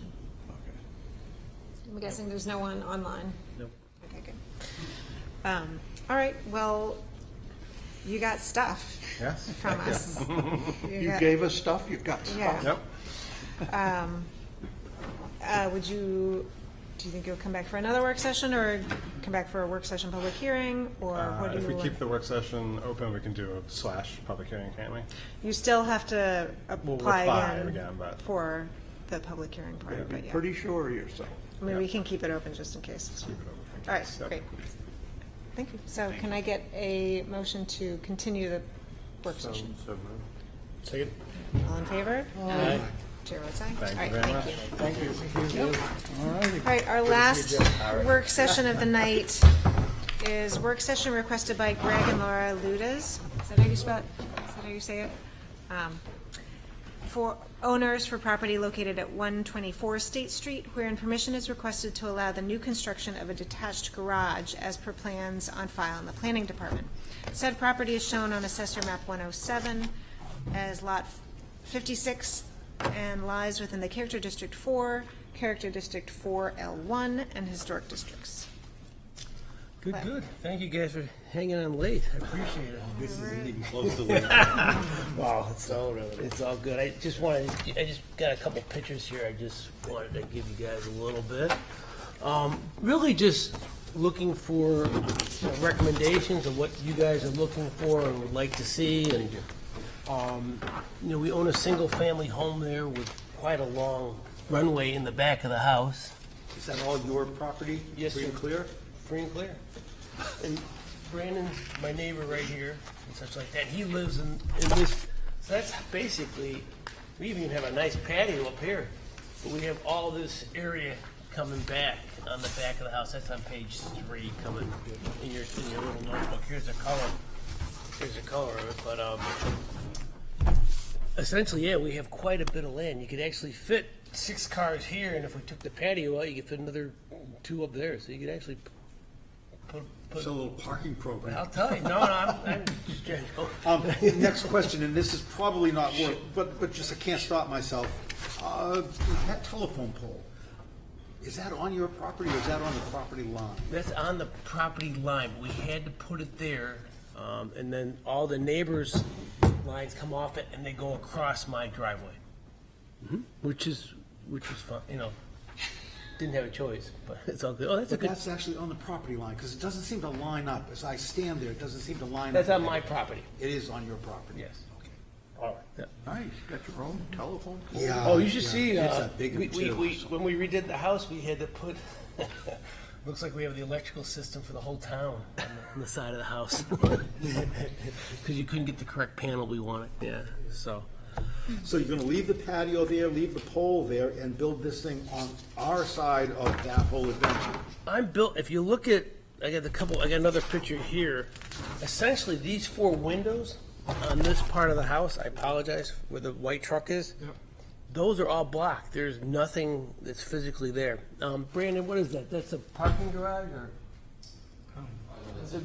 But that essentially is there. You can't. There's no windows there. So what my goal would be to build in the front of the lot, and adjacent to the. Yep. Trying to understand, how close to that can you build? it's 0 lot lines, but essentially, no, If you build it up at your property line, you have to build it totally out of non-combustible materials. correct. And we had to replace half the neighbor's house at the front of our buildings. We had to replace their hole to the side of their house so we could, ours is all brick, but we had to replace theirs with the siding up in the front from the front of the area up here. When you went up above that. Yes, Yes. I remember that story. Yep. Okay. So that was a lot of fun. Sure. No, we're willing to work around and do whatever we need, but I would love to be able to have a garage and some storage above it in the future and such. I'm trying to be very aware of my neighbors, and I'm trying to talk to everybody. I did talk to both people inside. Again, I want to build in an area where it's not going to affect anybody's views. I apologize. You guys all have that in your packet, but these windows right here are fake. Yeah. We're going to be basically, I'd like to come right up to here, so nothing crazy. If they ever need to repair anything on this side of the house, they have to, and I think they're going to be doing it, is they're going to be putting scaffolding on the whole side of our house to fix their decks and stuff like that. So we have a great relationship with everybody, but I would love to be able to utilize, if you look at the lot line I have, it's right here. You can see how long it is. I mean, I'd love to be able to utilize the front of my yard and have one story garage. Have a garage with space above it. So this will require a pretty big variance, I'm guessing. House, okay. Because, well, I'm assuming so, because there's no lot line. I do have lot lines. I mean, There's, most variances say you can only build within, Downtown, they can go downtown to is it- zero. They can. In Okay, the thank in you. the character district, we have 0 I foot don't setbacks. Okay, great. specifically know that here, but that's a common thing downtown. Great. yeah, it's a good. I'm just making Look what sure. they did. Oh, I know. Which is fine. I mean, that was before these guys were there, but. No, I'm looking more. I want to keep it aesthetically pleasing to the town. I have some different ideas. My wife and I have done, more so her. We've done a lot of nice properties around town and stuff like that. I got a picture of a house we did, garage that we finished off in Newcastle. So I mean, it's. I guess, Yeah, the last page. I guess my question, it's a lovely garage for Newcastle, but have you looked at any garages in the downtown area to look and see what the character is like, and how it would be very different from something like this? I've seen, I have looked at some other such. I mean, that's why I'm partially here is to get your guys' opinion of what you could what I should be looking to do and such like that as well. Again, I wanted to not go crazy on designs and then have you guys say, "Oh no, you can't do that." Sure. Yeah. So Is this Mr. Rice's garage? that's actually we owned 11 Atkinson Street. Yeah. Oh. And we redid it. We took that when it was a big huge rock in the back. It was a There was duplex. a big, huge rock. Yeah, it was huge. It was massive. I worked a lot on the house next to it where Ira and Oh yeah, Jenny Schwartz. yes, nice people. I guess one of the elevations I'd like to see is this one, because that's going to be very prominent on the street. The elevation again, it would only be that's a three-story building right there. It'd only be up above the 2 stories. I know, but Of the proposed isn't garage. that this wall? Now, what's this look? Of the proposed garage. Yeah. You've only shown us the front, basically. Okay. It'd be too. I got to get that information for you, but I'll do that for you. Sorry. That's kind of what we're going to be seeing. Right. in the new garage. I'm assuming, even though you can go to 0 lot line, there still can't be any windows or Right. anything. Yes, there Oh, are. there'd be no windows on that side, of Yeah, course, but yeah. there would be windows On the front. on the front. Do you propose, I guess, would there be any I would feel like that you'd have to build like right onto your neighbor's wall, because how could you ever maintain separate exteriors that close That's together? what I want to check into. The other option would be is to have a throughway on the side right here, and then build over the top of it like that. So, I mean, there are some different options. I could do, that's in the packet as well, but I could do a throughway that would be right next to the windows and such like that, and then have the garage on the other side. Yeah, I'm just a little confused, because isn't that your lot? This is Sliver? Yes, Okay, so, it's 2 cars. I can fit two cars right easily in my driveway. okay, how wide is that? How wide is that? It's 21? Oh, so that elevation you just showed us with the Yes, throughway, yes. that's 21? Yes. Okay. It's, So this is going to have the big door, the garage door, which looks to be about, I'm guessing 16 feet wide, like that, 14 feet wide? I could make that any size, Well, you want to get. Well, I could get 2 cars in there, yes. To get your second car in. Yep. Regardless of size, it's got to be more than 12. Yep. So probably 14 on that, yes. And then what I would have it do is I'd have it that you could drive through the whole thing, so that I could still utilize the space in front of the garage as well. So you could have Go under the stairs? the stairs actually would in the appropriate drawing right here, the stairs would actually start here and go around. So that would all be open. So I could drive through there. So I wouldn't be messing with any space in front of the garage. Fascinating. Are you going to get an architect? Yes, I wanted to get your opinion. I got an architect started on this a little bit, but again, until I got some instruction, I didn't want to spend. Okay, and just to Yeah. continue Oh, no, I like with this. some of Yep. the issues that have been coming up. Yep. So that door, that side door that you're looking at, I don't see how you do that. You'd have access here, and I could have a How bar can you have access here? on the side of the property. Do you own that property? I No, thought this that's was. the width, that's what I was confused about. Yeah, so you have to go on your 20 neighbor's property to go in the 20 door. I'd have to. It's a shared driveway, because they have 22. Right, feet. right. Yeah, but I'd have to walk in their driveway. All right, so if you had to, I guess you could move the door around to the back. Yeah, I could move. Yeah. The shed dormer causes the roof to be pretty heavy. You're making the shed dormer the same size as the garage door, which means that those two things are visually linked to each other, which starts giving it a very unavoidable vertical feel. I'm not used to reviewing freestanding garages in the historic district, you know? Yeah. You could also do something like that. I apologize.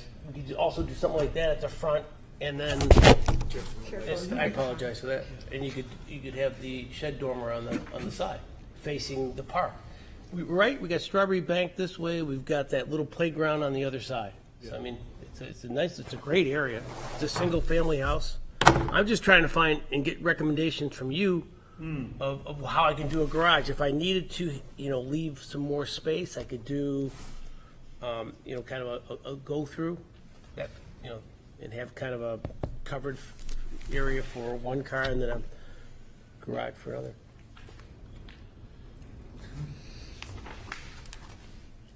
I'd say either strategy it's up to you. I'd like to have the full garage, but I'm willing to. I'm willing to work with the neighbors and what everybody wants to do, and try to get opinions from you guys. Because, and before I spend a lot of money on architectural things, I wanted to get some opinions. I don't think I can help you with an opinion, because if you want me to design this for you, I'd have to go out and research garages in the downtown area, because I'm not an architect.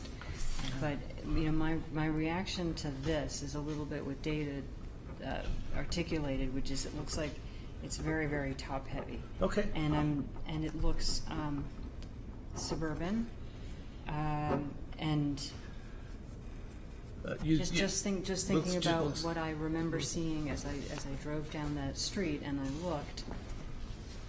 that's not what I remember the rest of the street looking like. So I can't help you because I'm not an architect. Yep.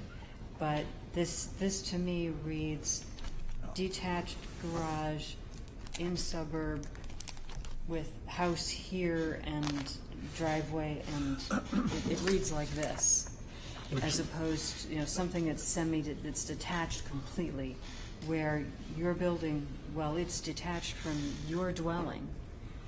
It sits right next to another dwelling. And it's very easy for the public to say, oh, is that the garage for that house? I could see how people would confuse the two buildings sitting next to each other as somehow belonging to each other, and if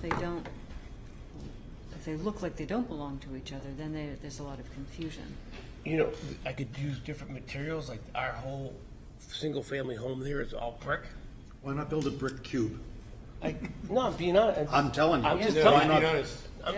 I'm being honest. I'm very. Why not build a brick cube? Carriage house. Solves the roof problem. It takes care of your in on the second floor, rather than a shed dormer. You don't have the massive roof. It makes the damn thing out of brick or brick veneer. Yeah. Or cement block. Or No. And with veneer.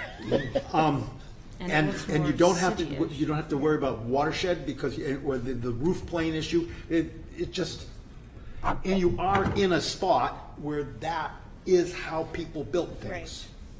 That's exactly, I was trying to think what would be appropriate here would be some sort of brick garage or former stable or something like that that is simple. Two little round windows brick. on either side on the second floor. Yeah, and It's you don't even you don't have to stable. go fancy or anything like that. It can be just I would think what would be appropriate would be a very simple brick structure. I was going to say, tell your architect carriage house. Yeah. Look at carriage houses. I wouldn't put in a fake carriage house because then you're creating history where there wasn't any. But but something. No, I was thinking brick myself as well, but I was just trying, just coming up with. It's a little bit like that. Everything else is wood around it, like the people next door to the houses. The garage over on, what's that street that cuts That's through wood. Dennett? Right. There it is. The one that we did It's, a couple years ago. yeah, whatever. Is it the May house? Yeah, of course it is. That's what I thought it was going to be. Yeah. Simple. I still have concerns about how you're going to put this right next to a wood frame building without building it to each other. But It's not in our purview. well, These it's are still, problems that people face when they get to that build on the property line. Yeah. No, but I'll definitely look into that before Yeah.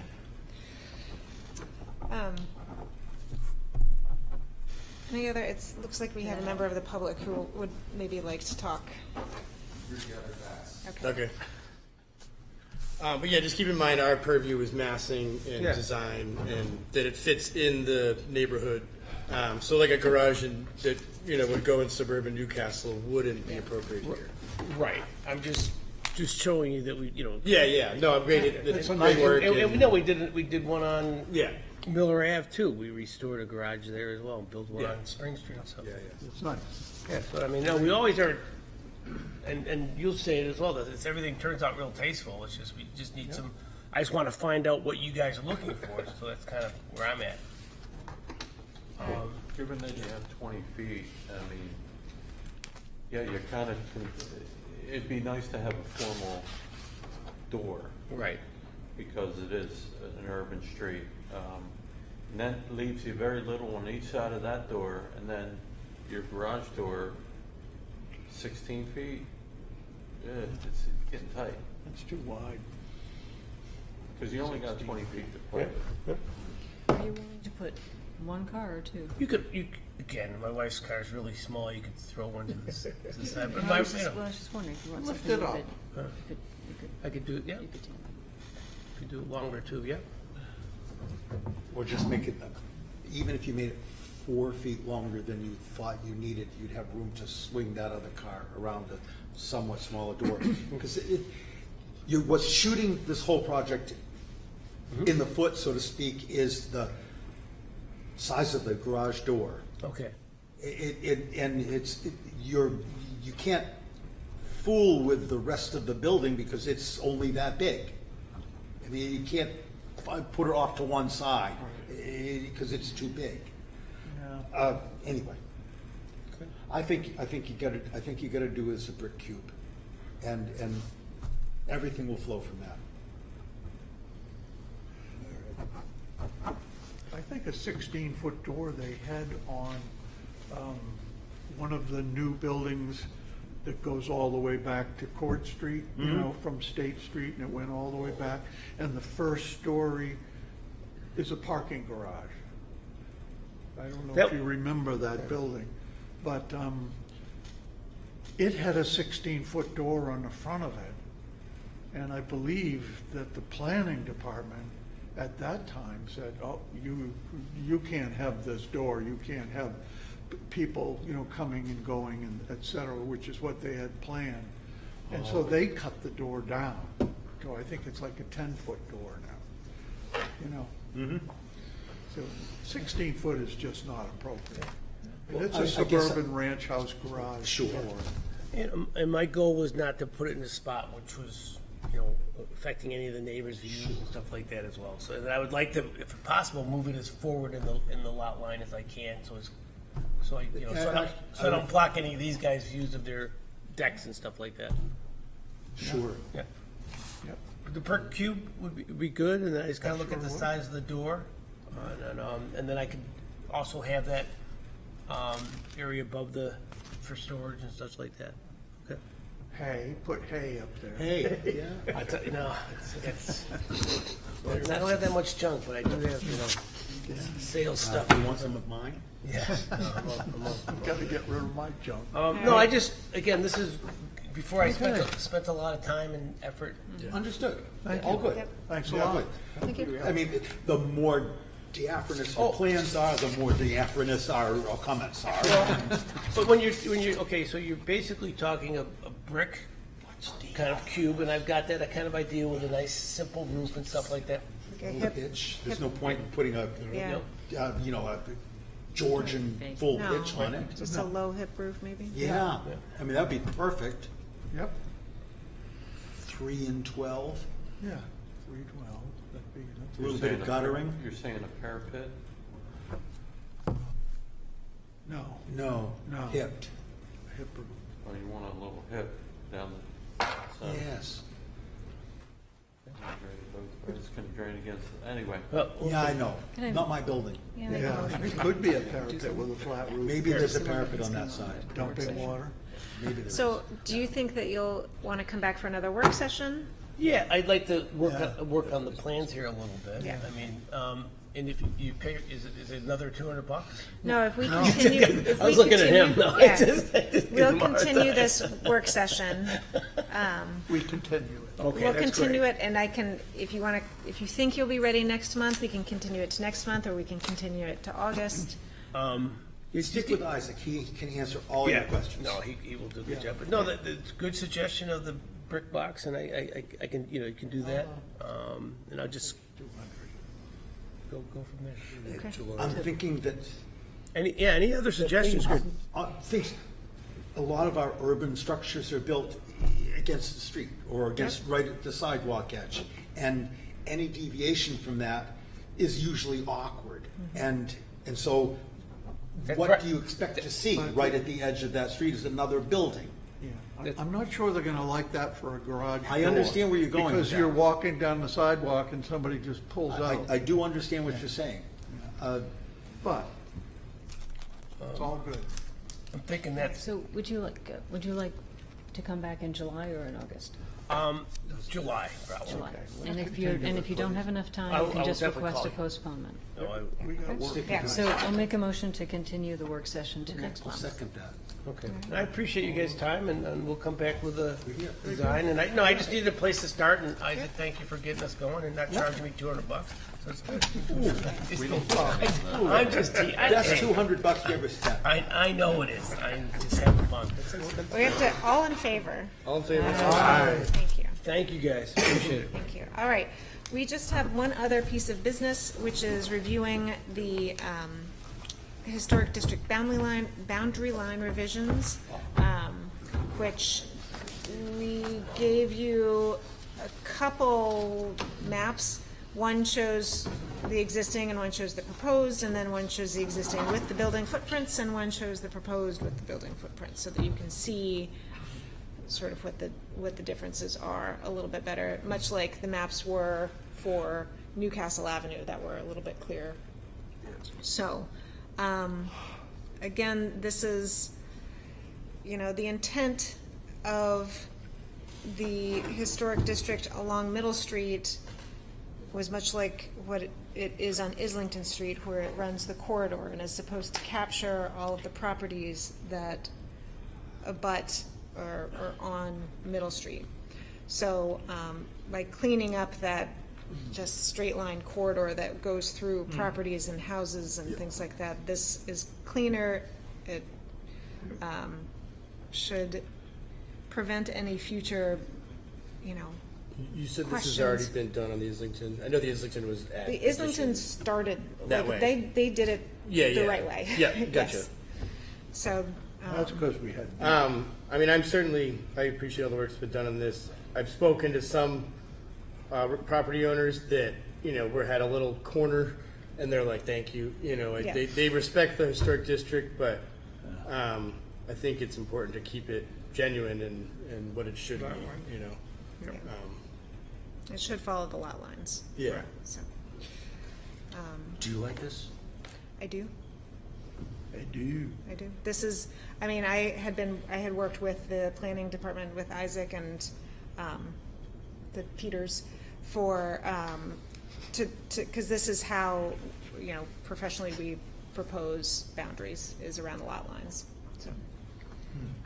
I only have one property that seems to me to stand out that might need inclusion, and that's that one right there.